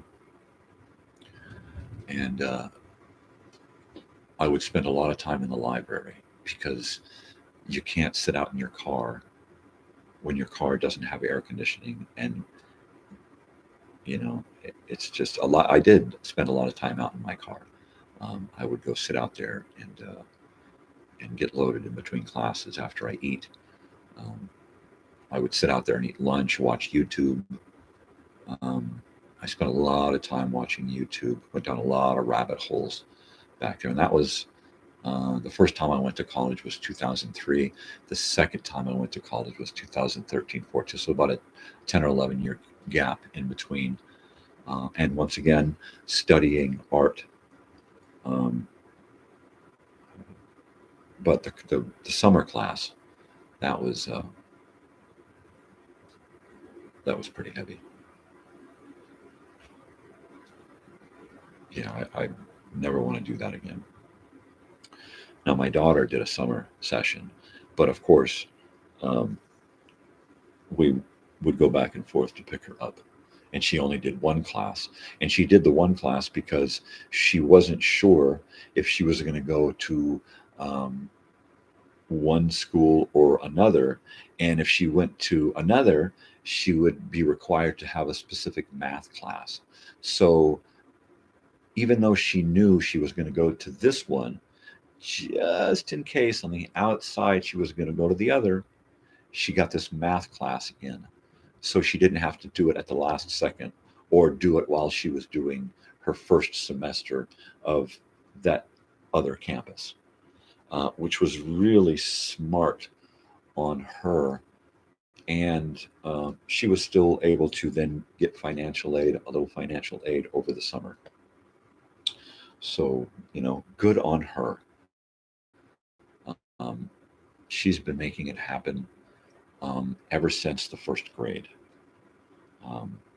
Like I've said before, I spent a lot of time traveling around as a kid, going to this school and that school, and sometimes 3 and 4 schools in one school year. So I never wanted that for my daughter. And after we moved, we had to move during her first year of school, uh, kindergarten, I believe, and no, it was her first year. It was first grade. We had to move during first grade, and we came down um, to Southern California, and she had to enroll in one school, but they didn't have room, so they sent her to another school until she had room, and then once there was room, they moved her from after a month. They moved her to another school, and then after a month or so there, I finally got work in Palm Springs, and we moved out here in this area. So she, as much as we tried, she wound up going to 4 schools in her first grade year. And it was right at that time that I decided, okay, this is it. When we enroll her in this next school, she's there until she graduates that school, period, no matter what. What if I got to go out and dig ditches or, panhandle or collect aluminum cans, whatever I got to do, she's going to stay in one school until she's done with it. And she's going to have some kind of a real life. Okay. And we did. We stayed in that area until she graduated from 6th grade. And then we moved closer to where she was going to go to junior high, and she went to that junior high in our same area until she graduated junior high and went into high school. We stayed in the area. We're still here. She went to high school. She graduated from there, and went transferred directly over to this college up the street here. So she has roots. She has a life. She has friends. She has friends that are like family. Um, and that's something that I didn't get until we moved to Lake Elsinore. Um, my brother put down roots wherever he went and have made lifelines wherever he went. And, like that. Same thing with my sister. I was never able to do that. I made some lifelong friends in Temecula, but most of my lifelong friends were made in Lake Elsinore, and that's where my roots are. That's where my heart resides. But this is where her roots are, up here in the high desert, in the basin here. And I never thought that it would be out in a place like this, out in the desert. But this is where we wound up. This is where um, we decided to stay. I searched all over Southern California for a high school that was going to be a better ticket to college and the university. But then I decided that she was her ticket. It wasn't the school, it was her. It's whatever she's going to make out of her time in school that was going to get her to college and university. And she set goals and she met them. Uh, she, in high school, she studied 4 years of Spanish. She took it once and then learned that if she were to stick with it all 4 years, she could earn a certificate in Spanish. And so she did. She gave up the music the piano classes that she wanted to take, and she gave up the art classes that she wanted to take so that she could earn that certificate, which would help her better get um, into college. And then here at college, she had decided to take sign language and did sign language until she, as another language, so she would have a third language. And she did, and she excelled, and it was great. And then she decided that the direction that she wanted to go in with school, she wasn't going to need that, so she didn't take the next class, which is kind of a bummer. But at the same time, I think she learned enough that she can now take it further on her own, whether it's help from YouTube videos or old school books and how to DVDs and whatnot, or just finding finding someone to help learn more. Uh, but I think she's capable of whatever she sets her mind to. And if she doesn't want to do it, she's at least into giving it a try so that she can really find out firsthand if she wants to go further. We encouraged her to play violin when she was very young. She did not want to, but she did it and she got good at it. She went to recitals and, played songs out in front of people. She even, her teacher in school in the, what was it, the fourth grade or something. And one of her teachers who does the Christmas play found out about it and asked her to be in the play with her violin and to play and do like a little match girl type character. And she didn't want to, but she did. We encouraged her to try it. And if she never wanted to act or do anything like that again, she didn't have to. But she should at least try it to find out if she wants to do that. And even though she turned it down after that and decided, okay, I've gone this far in the violin class and I don't want to go any further. She said she'd like to maybe play the piano or try the piano at some point. And that was cool. Tennis popped up. An old tennis pro living out here does tennis classes with youths. And he offered tennis lessons and group competition and that kind of stuff. So we asked her to try it out and to get involved. And she was like, I'm not that physical. I'm not into that kind of stuff. And we said, okay, well, why don't you try it? And then if you don't like it, you're done with it. But give it a shot. Take it, sign on for a specific amount of time and then go till the end. And if you don't like it, you're done with it. And she did. She learned tennis and got a certificate and played some tournaments against the people that she was learning with. And we got keys to the local tennis court and would go down there and have fun as a family, smacking the tennis balls around. And that was neat. She decided, I don't want to do tennis. And that's great. We never pushed her to do anything more than she wanted to do.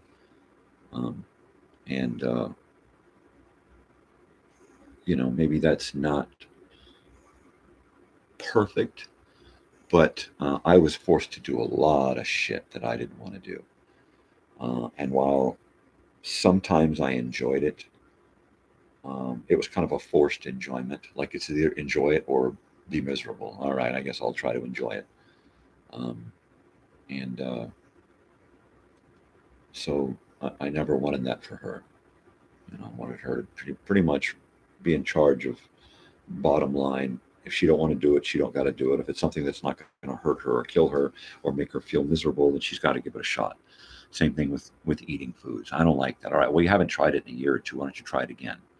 And see if palates change. That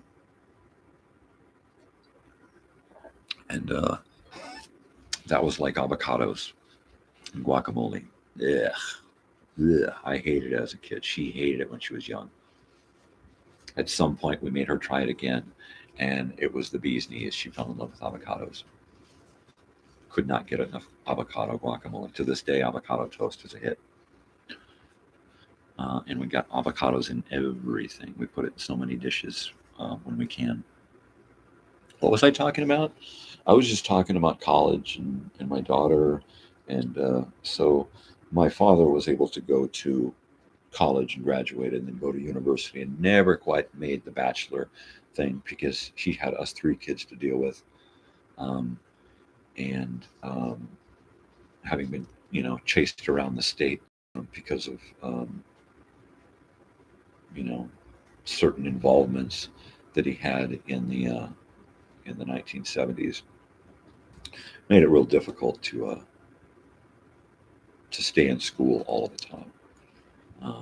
In fact, by the time he was at the end of going to UCSD, he only had units left to earn his bachelor's degree. But by then it was like 1981, summer of 81, and we're living in Lake Elsinore. and that's quite a drive to San Diego. They didn't have satellite campuses and online classes and that kind of shit. So it was really difficult for him to continue. He was making up some stuff over a summer in 1981, 80 or 81. I can't be certain. I know we were living in Temecula, so it got to be 81. Lake Elsinore. So we're living in Lake Elsinore, 81. He's finishing off a class and doing some video projects. And we had been kind of bouncing around. Finally got to a spot to where he made his final video product, a video called Wild Billy and His Wacky Weed Seeds. And that was a bizarre take on Jack and the Beanstalk.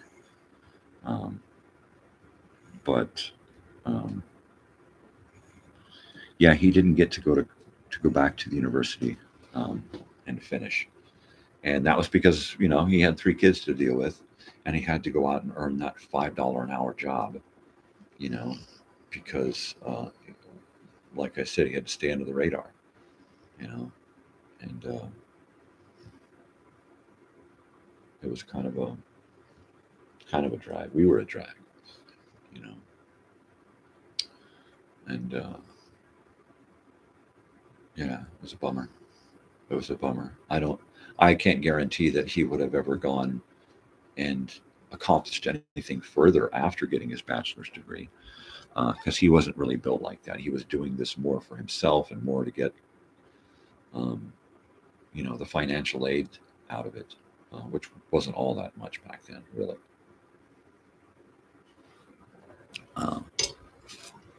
So, and I never, or at least haven't, had the chance yet to earn a degree.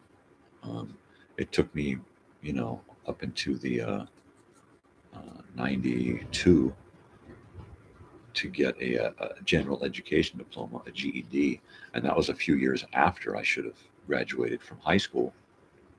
But I had to do that in order to go to further education, and did, a couple of trade schools after that. But was never able to get to that point to finish high school like everyone else, finish college like everyone else who went, and go further. So I'm really proud of my daughter Natalie for going further, for graduating high school with honors, 5th in her class, president's list, dean's list. I'm just so proud of her, and amazed as a parent that I was able to help her, achieve that in my small way, because she did it. It was all on her. I didn't have to do all of the homework. I didn't have to carry the load that she had to carry, especially during that stupid pandemic where she had to stay home, and miss out on a year and a half of school. I mean, it was just ridiculous. But she did it, and she excelled. Everything that they threw at her, she just, folded it up into an airplane and threw it back at them. And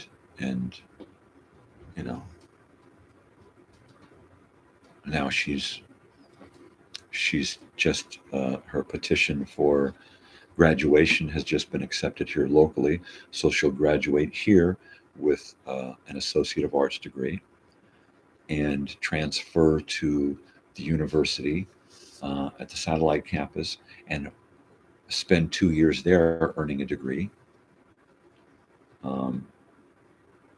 And then from there, who knows?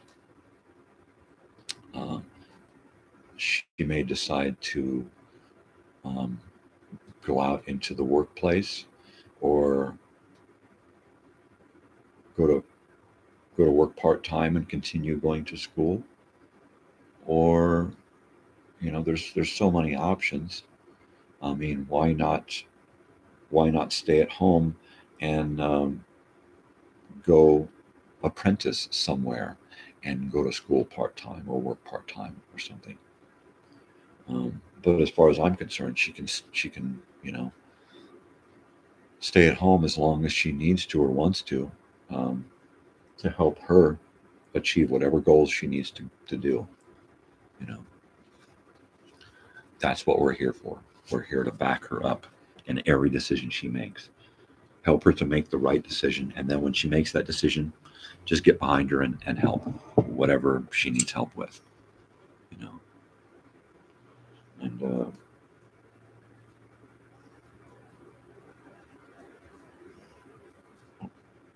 you know, we honestly don't have to help too much. She takes such a heavy load and just runs with it. You know, um, we have little to help with. You know, we try to help as much as we can, at the same time trying to you know instill that independence on her, so that if mom and I are gone at work, she's not going to sit around and go, "Oh, I'm hungry, somebody feed me, come home and feed me." And you got a lot of kids in their teens and 20s who are still like that. They still depend on mom and dad for everything just because they're still at home. And she's not like that. I mean, um, we still do as much as we possibly can because she devotes all of her spare time to school. So, you know, she's not required to do laundry or dishes, um, or help, you know, clean up around the house unless she's got the time and she wants to, you know. And if she don't have the time or she doesn't want to, I'm cool with that because she's already given enough, um, and invested enough into exactly what we want in herself. She doesn't have to invest anything in the menial crap that she's going to have time for as she gets older. Uh, of course, she knows how to do all of this menial crap. She can get in there and make an egg and make herself breakfast and cook food if she needs to. Um, One of the classes she took was a culinary arts class in high school, so that helped. And we try to encourage her to, get up and make your own food. So she's not helpless, uh, nor will she ever be. Um, I think she's not gullible, nor can she be, because um, I've provided the lessons to keep her from just being talked into stupid things because somebody says, "Hey, check this out, look this." No, no, my child is not gullible. She doesn't fall for bullshit because Papa's always throwing bullshit at her. Yeah, right. Uh-uh. You're bullshitting again. A lot of times she has to ask me, are you bullshitting me? You know, I'll throw words at her and I'll literally have to Google it and show her, no, it's a real word. I'm not bullshitting you. No, that's a real person's name. That's a real event that occurred. That one's not bullshit, because she'll call bullshit on a lot of things. And usually she's right, because I want her to have that ability to look past the bullshit and see the truth. And she, studying and going to school all the time, she, isn't necessarily able to go out and learn those lessons, the lessons that I learned uh, as a young person. Um, in a way, she's been sheltered, but she ain't dumb and she ain't gullible. She's more cynical than gullible, and you'd have to really throw one over on her to get her to be gullible. Um, yeah. Um, I don't feel like I've been talking too personal. Um, but then again, maybe I have. But then again, this is me. This is my life. I don't think many people are going to watch this. I hope at some point that my daughter watches this or other family members. Is anybody else out in the world at this point really going to be invested in my show like, oh, did you see his show today? Oh my God, did you see what he said? I don't think that's ever going to happen in the near future. Um, these videos are probably more for posterity than anything else. Or, you know, early in his shows, he was known for just blathering. Um, and let's take a look at one of those early shows. Oh my God, like, no way. Did he really say that? No, no. Um, can he really talk for 2 hours straight about nothing and everything at the same time? Yeah, yeah, because he learned this talking to himself. Um, uh, I'm the guy that, if you all weren't here, I'd be sitting talking to this dog and telling this dog here my life story. And at some point, you might actually hear all of my life story. It's not that interesting, or maybe it is to some other people. Someone who's led a perfect straight arrow life and has done everything the way they've been told to do because that's the way they've been told to do it. So yeah, this may seem like, one of the weirdest things. Um, but yeah, no. If I'm telling you a story about something happened, I'm not just spinning a yarn. I'm telling you, a factual thing from my life, albeit from my view. It's still a thing from my life. Boy, that sun is really coming up back there, huh? Putting on quite an aura around my head here with my little fuzzy head. Um, yeah, totally. All right, one more for the road.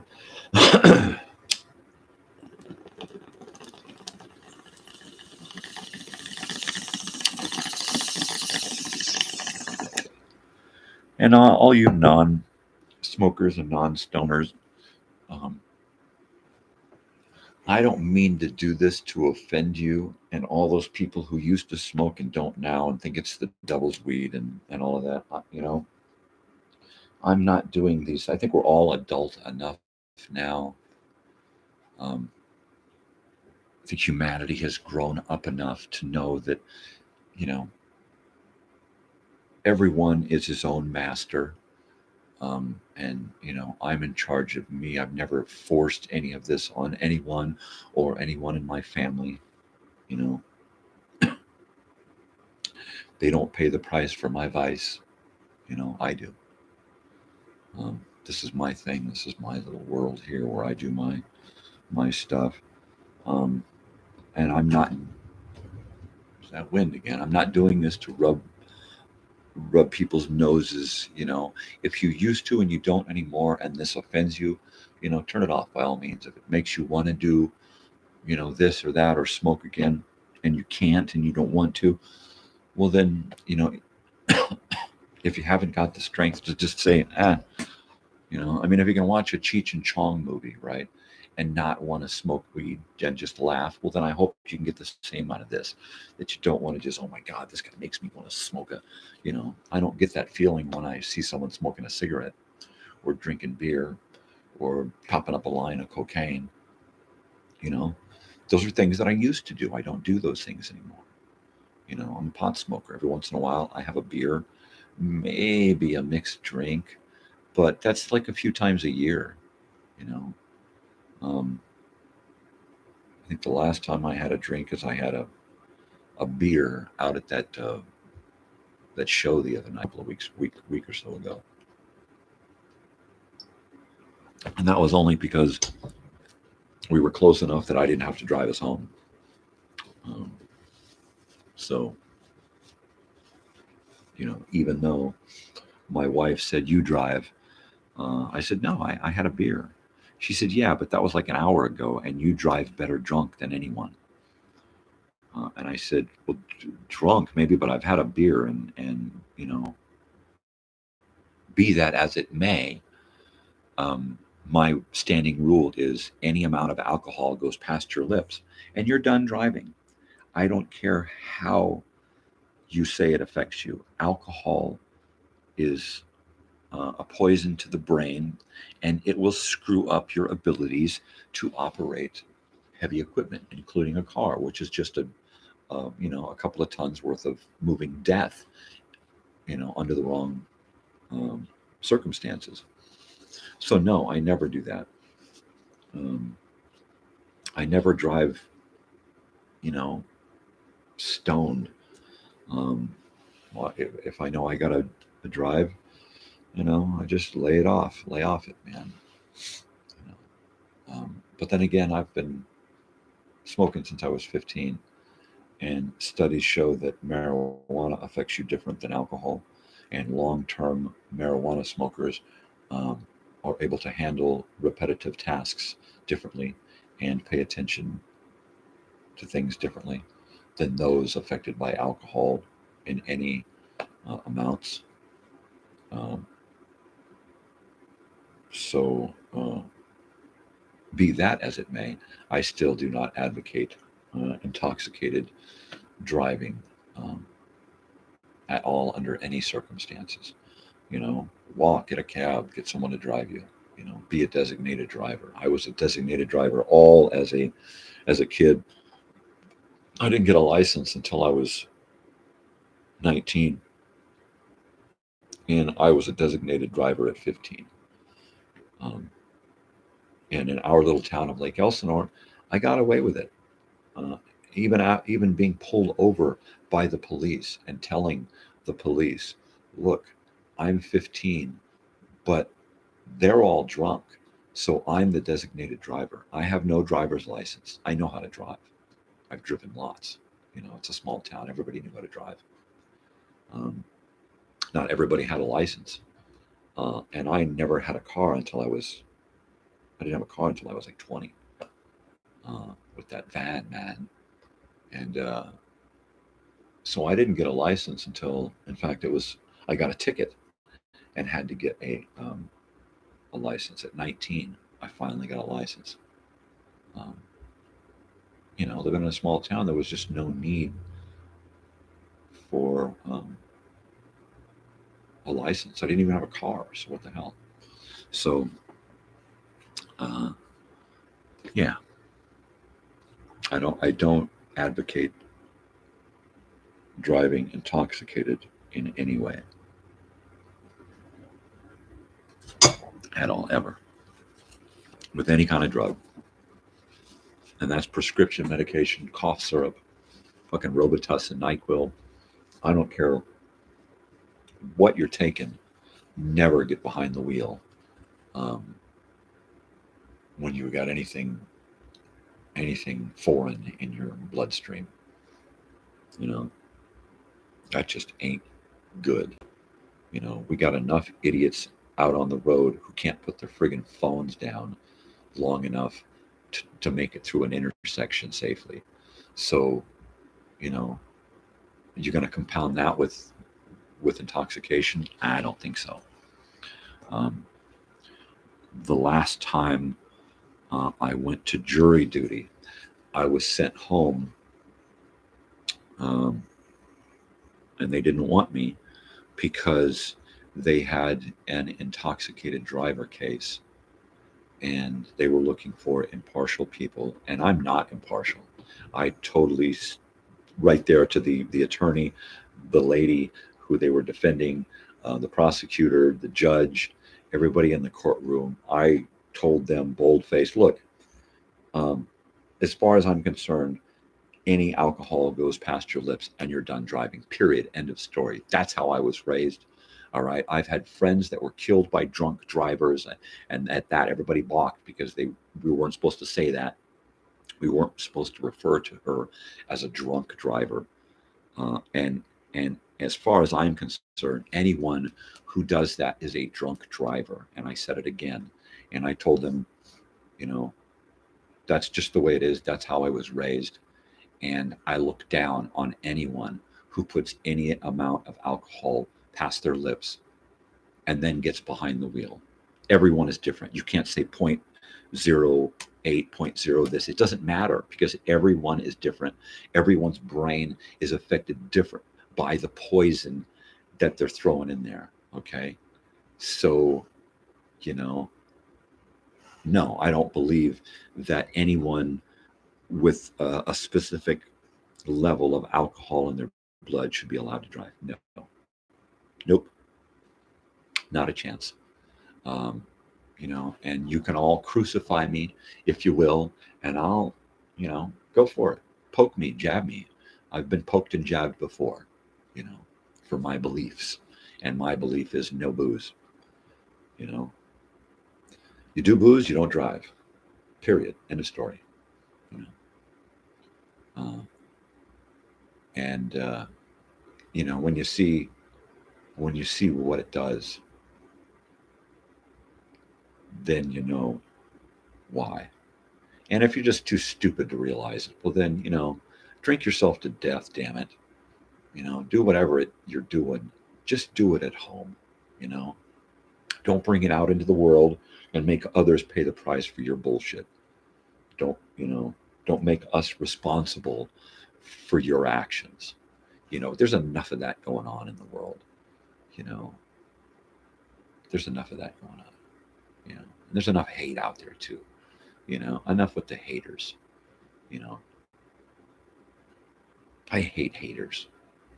You know, um, just be the whoever the hell you want to be.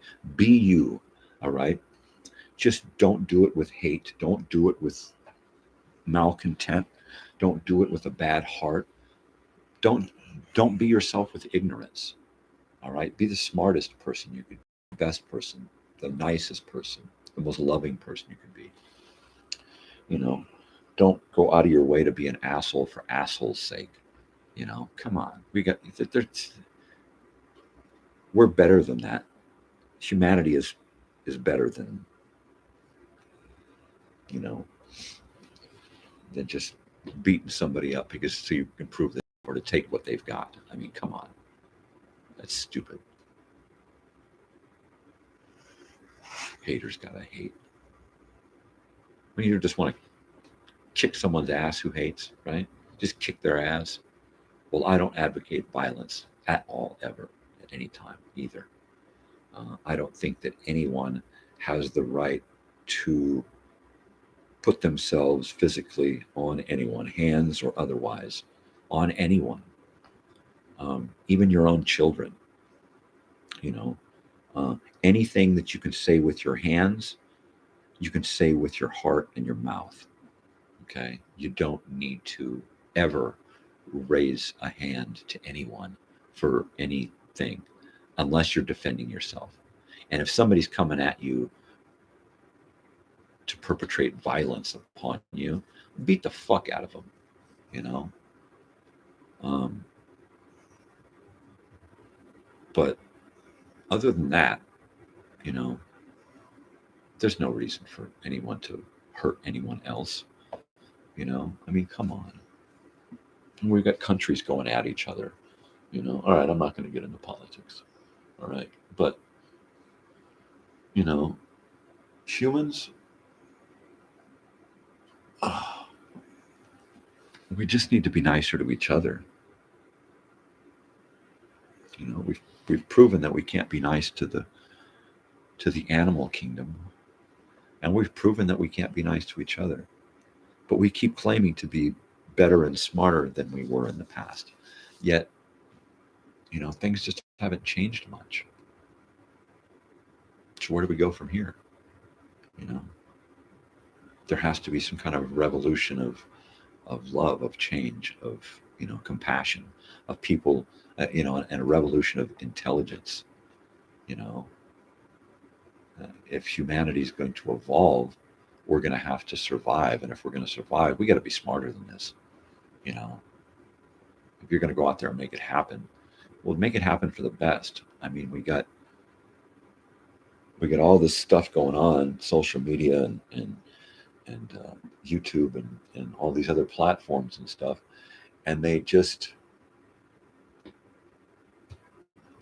there for the sake of entertainment, for the sake of shock and awe, and we've got to be better than cat videos and fall down videos and prank videos. this whole idea of social media, this whole idea of smartphones and communication. I mean, it should have been the catalyst to unite humanity as a whole and get us all on the same page. I mean, at this point, everyone every day should be voting for something that's happening in Washington, D.C. We should all be able to say yay or nay on everything that's happening. Um, and, the biggest boon to humanity has turned into the biggest bane of society and the biggest blight on our lives, and all it does is just weigh us down. Well, we didn't, you know, what was that thing that I saw that, back in the past, the the phones were attached to a cord, and and we were free, you know, and now we're attached to the phone and we're like fucking slaves, you know, and I don't see any change really. I mean, we've just given ourselves lock, stock, and barrel over to whatever the the world, this new age of communication is going to do for us, without really thinking about the consequences, you know. And I'm not the old philosopher. I'm not the old wise man on the hill. Man, I'm just a guy with some thoughts, trying to figure out what the hell's going on in this world. And if anybody out there has any help in the matter and can give me some kind of idea, and I don't want to talk religion or politics or any, crazy um, cult thing going on. I just want to talk about real world solutions. I mean, let's talk about what can people do for people to help people, for humanity's sake. you know um, how do we all get together on the same page and come to some kind of agreement, because we're more alike than we are different. The things that make us different are things that are put upon us by others, you know politics, religion, and all of these, poor education, all these things. So how do we get all of us on the same page when they keep throwing all these things at us to divide us? Well, the only way is to realize that we're all more alike than we are different. Easy enough, you know, to say that. But how do we say that and then use what we know to implement some kind of bridge between that huge divide that they keep putting between us? And it's like we're all groups on islands, these little desert islands out in the middle of nowhere, but we're just close enough to yell obscenities at each other and throw mud balls at each other, and that's about it. you know and and that's pretty much all they want, they being the powers that be. you know um, Figure that out for yourself, who that is, because they're everywhere. uh, I really don't subscribe to any particular way or philosophy or any way of thinking. um, I'm kind of open. you know I can't say this is good and this is bad. I'm kind of middle of the road guy. You know, there's black and there's white. I kind of see most of the world in kind of a gray, you know, um, that some things, you know, because you look at some societies, things are acceptable, and you go next door and they're doing the exact opposite, saying those guys are idiots. So, um, things aren't always black and white. There are a lot of things that are black and white. But most of the world is pretty gray. Uh, yeah, where was I? Oh, that's right. It's 7:25 in the a.m. January 11th, 2024, and this is the crazy old weird bearded guy in the morning. Um, and I've been up since 3, and I watched Ned Kelly. Finished watching Ned Kelly this morning before I went live at 5. I've been on with you now for almost an hour and a half, or 2 hours, 2.5 hours here, which is just got the longest show yet. And it's mainly because I get a little coffee and a little weed in me, and I just can't shut up. And I got no one to talk to except the dog. And it seems like I have more of a back and forth with y'all, even though I don't get much back and forth. I still feel like I'm making more of a connection here than I am just talking to the dog. Because while she gets me, she doesn't really understand me. But she gets it, you know. She gets it. What are you going to do, Bessie? Oh, Big Bessie. Big Bessie. She's a sweetheart of a dog. She's got huge feet, huge nose, huge heart. And her and Tootsie just love each other to death. I'll have to post some videos of them playing. The only thing I have up now is the reel in my collection. So if you go to my videos and look through my videos, I've got the reel that I posted on Facebook. And it's posted there as a short, I think. But it's of these two kind of laying together. But when they play, Tootsie does most of the work. And she just kind of lays there. And maybe swats her once in a while. But this is one sweetheart of a dog. Yes, she is. She's a strange one. She'll just sit there and stare at you with those big giant eyes, and she'll just look at you. And I'm a dog whisperer. So when a dog is looking at me, my first reaction is to try to figure out what the dog wants.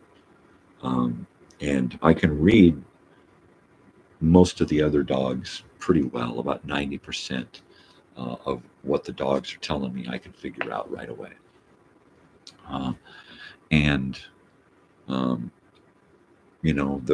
The usual things are, we need more food, we need more water, I want to go outside, the door's closed, let me into Natalie's room, I want to play, what are you looking at? There's a lot of more stuff than that, but there's a lot of things that my dogs are telling me that I have to interpret. I'm trying to get my daughter into being more of a dog whisperer than just a dog aficionado. But this big one here, she has this one look for almost everything. And it's the look in her eyes never changes, but her shoulder slouch, her tail placement, her body posture, and she's real funny. When she sits on all fours, all 4 feet are so close together that you could fit her feet together on like a TV guide. All right, TV Guide is a magazine back in the day that was about the size of a paperback book, and a paperback book is a thing that we used to open and read to learn information or for entertainment, right? For all of those out there in the YouTube world who have no clue what a TV Guide or even a paperback is, go to your library, people. Look on eBay and find yourself a TV Guide. I'll bring a couple out here at some point, and we'll look at some old TV guides from the 80s and 90s. Okay. So anyway, my dog, this one here, her feet are huge, but she can squeeze her feet together on the smallest, a saucer dish. She could sit on a saucer dish. But she'll sit there and she'll look at you with this one look, and you have to read everything else about her to try to figure out what she wants. What are her ears doing? Are they back? Are they up? Are they down? You know, what's her nose doing? You know, is her head up? You know, is it down? Is it looking off to the side? You know, she's got all of these different things about her, but her eyes and her face, just this blank poker face. So she's been the hardest one to read. As soon as I see Tootsie, Oliver, or Sam, I know exactly what they're thinking. You know.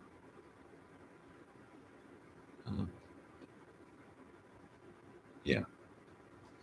And then, you know, they'll, with one look, they can tell you, you know, exactly what they want to do.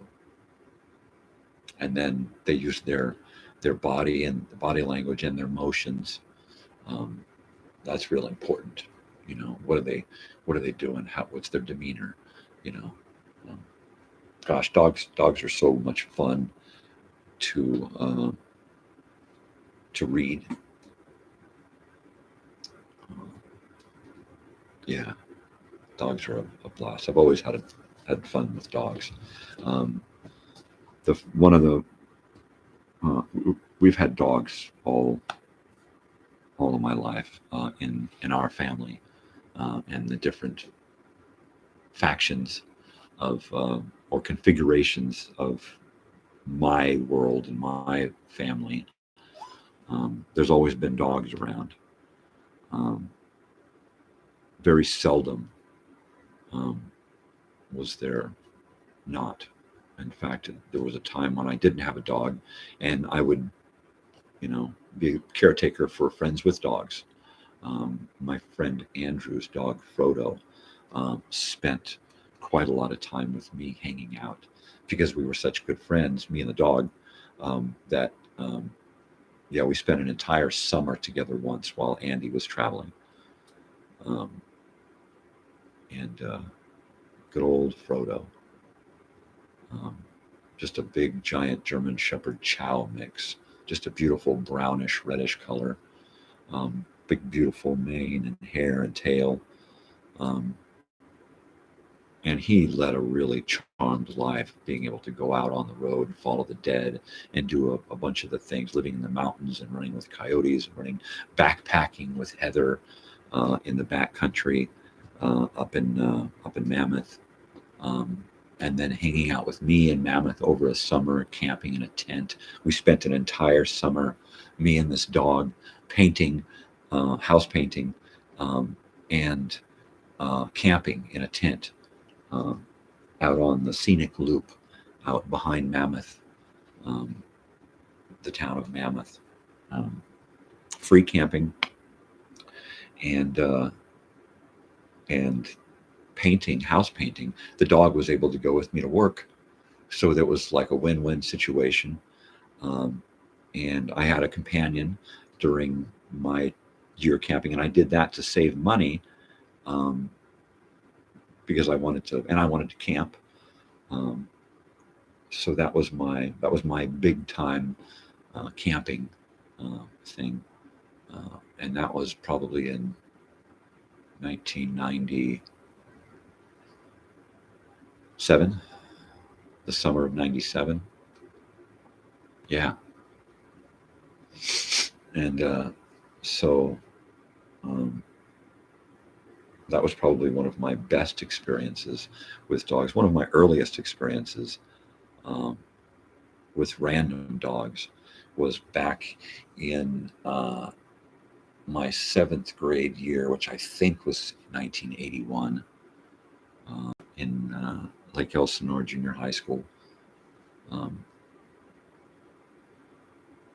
But we had transferred from Murietta School to Lake Elsinore, and it was a different school. It was a different structure. While I had different periods and different classes at the school in Murietta, the one in Lake Elsinore was really, really strict and structured, and it had a 2-building classroom, or a 2-story classroom, with fire escape and stairs and lockers and places for bullies to hide and stuff.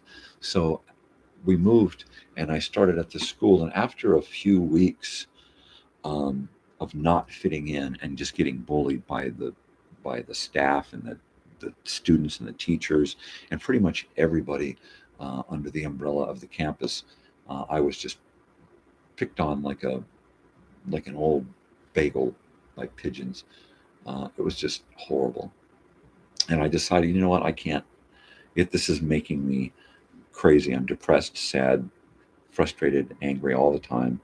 And I just decided to just withdraw, took myself out of the picture.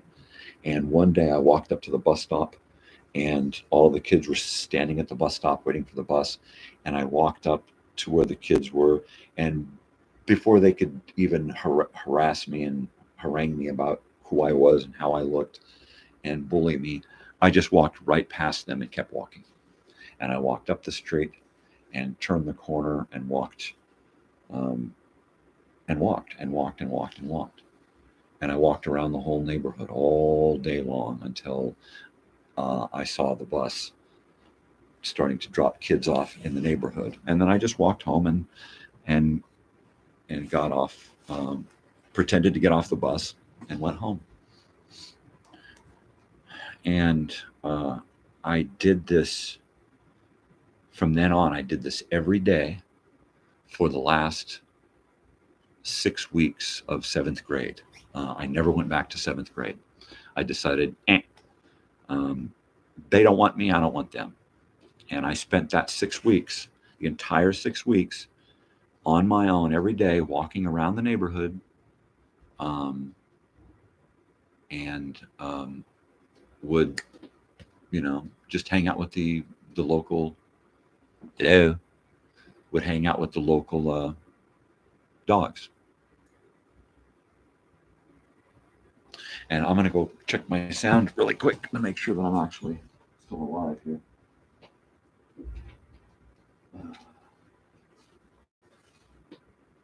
Hello?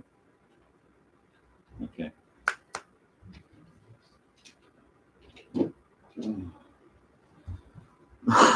Looks as though I'm still alive, everyone. So anyway, I'm in the 7th grade, and the school hates me, everybody hates me, and I hate them. So I just decided, fuck it. And at this point, my brother has already made countless friends because we've been there for a little while, a couple of days. And Robert's made, besides we had friends who moved over with us from Murietta. In fact, they moved there, and then we were asked to come and stay there. So we did that, and Robert had met a guy by the name of Punker Paul, and he was already in high school. So it was all one high school in the area. So he knew people no matter where we went. And that was pretty cool. So there's this guy, Punker Paul. A lot of people from Elsinore watching will know a couple of different Punker Pauls. Hello, are you there? All right. So he knows this guy, Punker Paul, and he lives right up the street in the neighborhood. And one day I go by, and he's at his house because he doesn't go to school. He does home study at this point and goes to work with his father on occasion. So a lot of times he's home unless he goes to work with his father, construction or something, right? So I go walk through the neighborhood one day, and then he's there, and he invites me in to his house to hang out because I tell him I'm just ditching school. So I go into his house and hang out, and he's just got an awesome room filled with, it looks like a punker's room. It's just everything in the room is destroyed, and there's just Black Flag, Dead Kennedys, every kind of punk band that you can think of, just stuff everywhere, and he's full-blown punker. So he invites me in, tells me to help myself to the fridge, and lets me hang out, watch TV, watched HBO, and he pretty much did his thing, which was sitting in there listening to punk rock, and whatever else, punkers do. But he never treated me like a little kid. He just treated me like some dude, and he looked after me because he knew that being out there, you could get into trouble, whether with the police or whether strangers or stranger danger or some other, entity out there might want to do me harm. And I'm just a little kid, like 13 or something in junior high. I was a grade behind at this point. So I should have been in the 8th grade. So I was a little bit bigger, but still I was just a little kid. And a lot of days I would make it through the neighborhood over there off Grand Avenue in Lakeland Village, Lake Elsinore. And I would just wander up and down the streets, and I would pass by his house often. And if I didn't see any cars there, I would knock. And more likely than not, he would be at home, and he would ask me in, and I would come in and I would hang out. And I was like 13. And while I had smoked marijuana on occasion before, I wasn't a marijuana smoker, nor was he really, and he never offered me any booze or pot or any drugs. It was really cool that he just treated me like a little brother, mainly because his friend was my big brother, and that was really special. While we didn't know each other really, really well, or get to know each other really, really well, he helped me to kind of stay okay with myself, because I would get depressed walking around by myself all day long, for 8 hours with nothing to do. And, rarely would I have any money or food. And if I did have any money, I would need to go to Circle K early enough so they thought that I was on my way to school. And then I would have to pretty much hide from the world during that 8 hours. And a lot of times it just meant hanging out under a tree somewhere. How's that, baby? And and then just kind of keeping myself amused. I wasn't a reader because of a brain injury. I couldn't really deal with schoolwork, let alone reading books. So I never really did book reports. And I didn't have much money. And if I did, I was trying to spend it on food or something, because where am I going to get lunch when I'm not in school? And unless I was at Punker Paul's house watching TV and eating there, I had no place to go and nothing to do and nothing to eat. And I would just walk up into the hills and wander around and keep myself amused with just about anything. And I got to know a lot of the dogs in the yards up and down the streets in the neighborhood. And at first they would bark and bark and bark at me. But after a while, I got to realize that most of them were wagging their tails when they were barking, and they weren't barking obscenities at me. They were barking a greeting at me. So once I figured that out, I would start to walk closer and closer to the dogs, and I would start to interpret their barks. And I would try to stay away from the overly aggressive ones, of course, and the overly vocal dogs. But even some of those I was able to, garner a friendship out of. Even in the, how you doing? And they'd stop barking and wag their tail and then go back to barking, even if, I'd made some kind of headway with them. But most of the time I could walk through this neighborhood and get a greeting from a dog and give a greeting back, and then perhaps have some kind of physical contact with that dog. And so this went on for six weeks. And I'm going to say that this is the spring of 81. And then once I found out that school was out and we were done, last day of school. I don't have to put on the charade anymore, you know. And then that's the summer that we made that last video for my father's, one of my father's video classes at UCSD, Wild Billy and the Wacky Weed Seed. And I have this video here. In what kind of condition, I'm not sure, but I'll try to get it aired sometime. Maybe on one of my Sunday shows. And then the following year, of course, I didn't graduate from 7th grade. So when I show up on the same campus a few months later to be in the 8th grade, we're of course like a week late for enrollment, or for the first day of school. Actually, we're like a week late for the first day. We finally get in there, and they ask my father, well, where was your son this last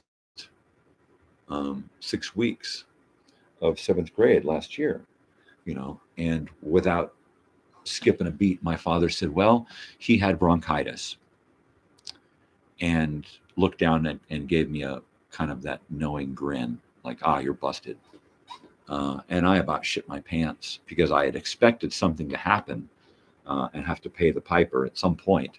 But it was, you know, it was like last minute, hit me by surprise, like, oh shit, that's right. I find out about this. And then he did. And they said, oh, okay, get us a doctor's note. I don't even think they asked for a doctor's note. I mean, it was like, back then, it's like nobody gave a shit about anything, especially a little guy that they were just going to push through the system anyway and try to get him out as quick as possible and just get their quota. Yeah, pass him. Everybody passes. And there was a lot of that on. And so it was like, we do this, and it's like, okay, well, you know, school's just about out for the day. And it's like, you know, a Thursday or a Wednesday, first week of school. And it's like, okay, there's no reason for him to start today. And they could probably look at me and see that I wasn't ready for a first day of school. I mean, I was wearing old shabby clothes that probably weren't that clean, and dirty shoes and shit. So it was like, okay. And so we left and went back to the other side of the lake, to where we lived on Grand Avenue. And on the way over there, I had expected to get the talk all the way home. All the way home, I figured I was going to be getting chewed on all the way home. And we got out into the car, and he started up the Datsun, little 510. And I think we still had the Datsun 510 at this time. Either that or it was the van. And the only thing that he said was, I don't want to know what happened, and I don't want to know where you've been or what you did, and I don't ever want to talk about this again. And I was just flabbergasted. I mean, in a way, I was relieved, because I didn't have to have him chewing on me the whole way home and then have to hear about this forever. But at the same time, I ditched that 6 weeks of school for a specific reason. And he had no want or will or inclination to talk about what my reasons were. And I wanted to talk about it. I wanted to say, hey, man, I was getting bullied, and these kids are treating me like shit. And, you know, the teachers are treating me like shit. And it's like, I wanted to talk about it. And he didn't want to talk about it ever again. That was it. We're done. We're done with it. It's over. It happened. End of story. And I was just, wow. You know, I was taken aback. And so there's a couple of things that I learned from that experience, that whole ditching the last 6 weeks of 7th grade. And I don't know how, but I made it into the 8th grade, and I graduated 8th grade and got moved into junior high, like I said, or into high school, into the 9th grade. And like I said, back then it was a culture of push, get them through, get your money for the school, and get them and make them somebody else's problem. Just graduate them and let them worry about it in high school. If they graduate in high school, fine, that's their problem. But let's just get them out of this school and in the next one. So they were pushing a lot of kids along who really didn't meet the standards.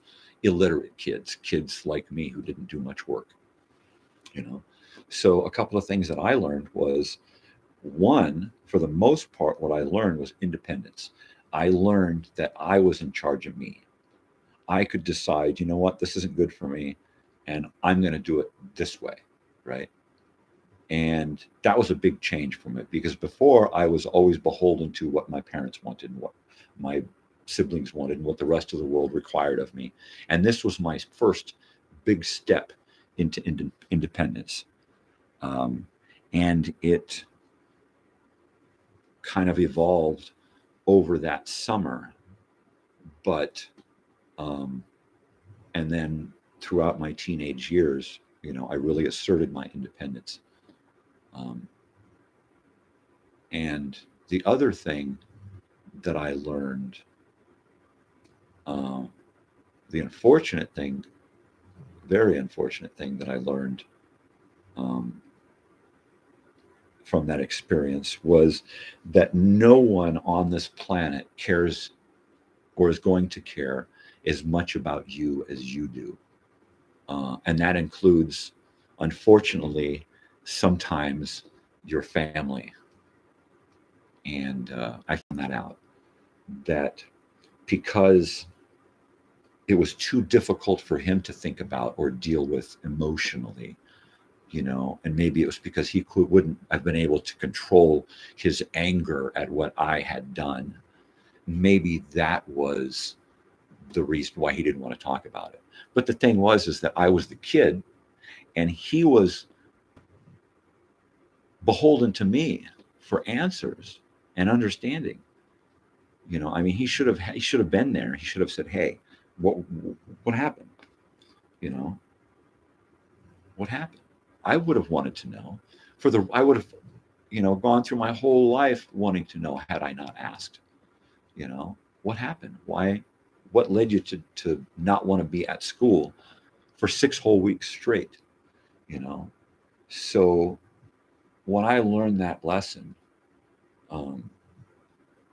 that I'm my own master and nobody's going to give a shit about me more than I do, that's when I realized that I was completely alone on this planet, completely alone, no matter what, no matter who I was with, in a crowd full of people, in an auditorium, stadium, the Coliseum, completely packed. No matter who I'm with, I'm still alone, completely alone. All right, from birth till death, completely alone on this planet. And that was a harsh lesson to learn at 14 years old, 13 and 14 years old. But it also gave me the strength to make lifelong friends, get out into the world and do things and get away from, the warm embrace of my family. It was nothing like that. And I had to, by 15, I was so done and frustrated with both of my parents and their lack of parental responsibility, that I just said, you know what, enough is enough. I'm gone. And I started sleeping at other friends' houses, couches, friends' bedroom floors. If I was real lucky, a friend would have an extra bed in their bedroom for sleepovers. But I so many families, at least no less than a half dozen families around Lake Elsinore, helped me to survive, because there was no way I would have been able to do so on my own. So thank you, all of you. And I believe I did a whole list of thank yous in an earlier episode, so I won't go into that. So yeah, that was a harsh life lesson to learn, at an early age. But you know what? I my whole life was harsh life lessons, picking up and running every time my parents got a wild hair or something, scared the hell out of them, and we were gone. Um, you know, to all the other bizarre things that we went through, before I left home at 15. And then there was that whole 10 years of just kind of bouncing around from 15 to 25, not knowing what the hell to do,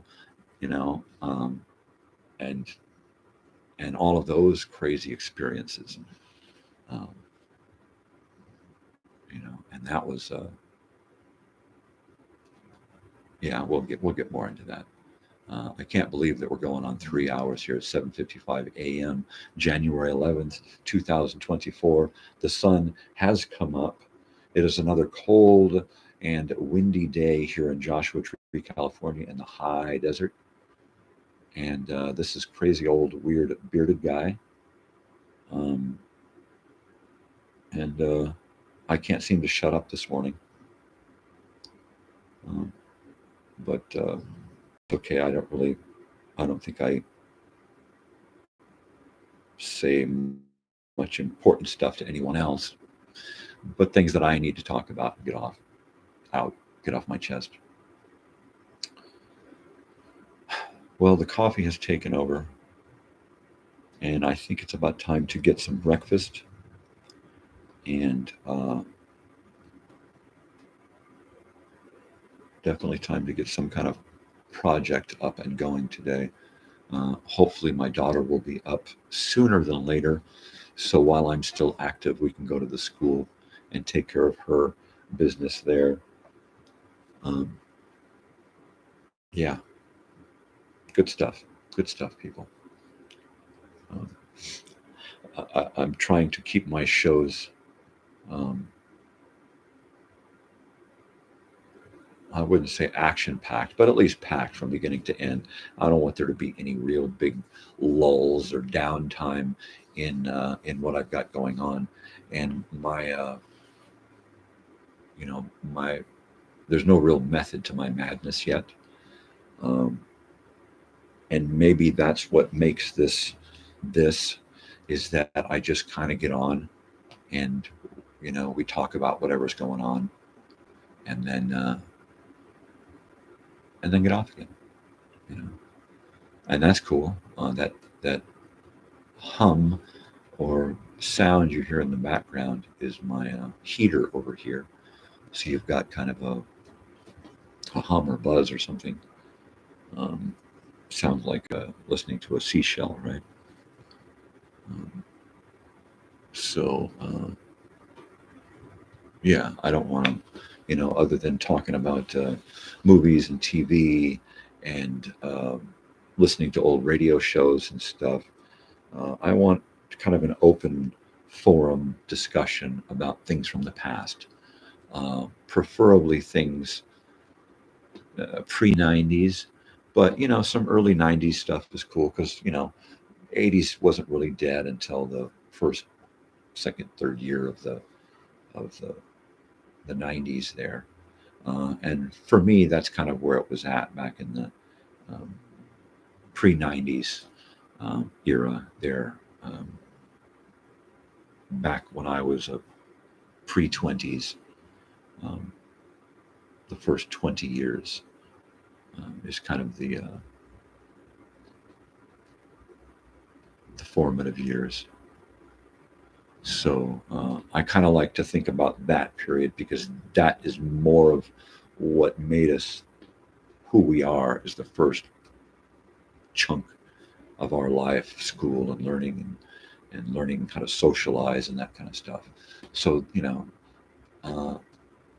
and that's the period in our lives that kind of sticks with us.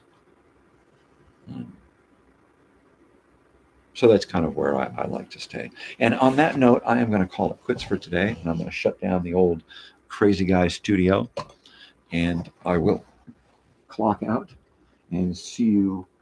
I will see you Monday. For another Fancy Pants episode. And we can discuss Oh, Monday. Let's discuss television. If you watch any old time television, let's watch that. Let's talk about that on Monday for another exciting episode of Old Guy Sits Around and Talk About Nothing. All right, y'all, take care. Adios, weirdos.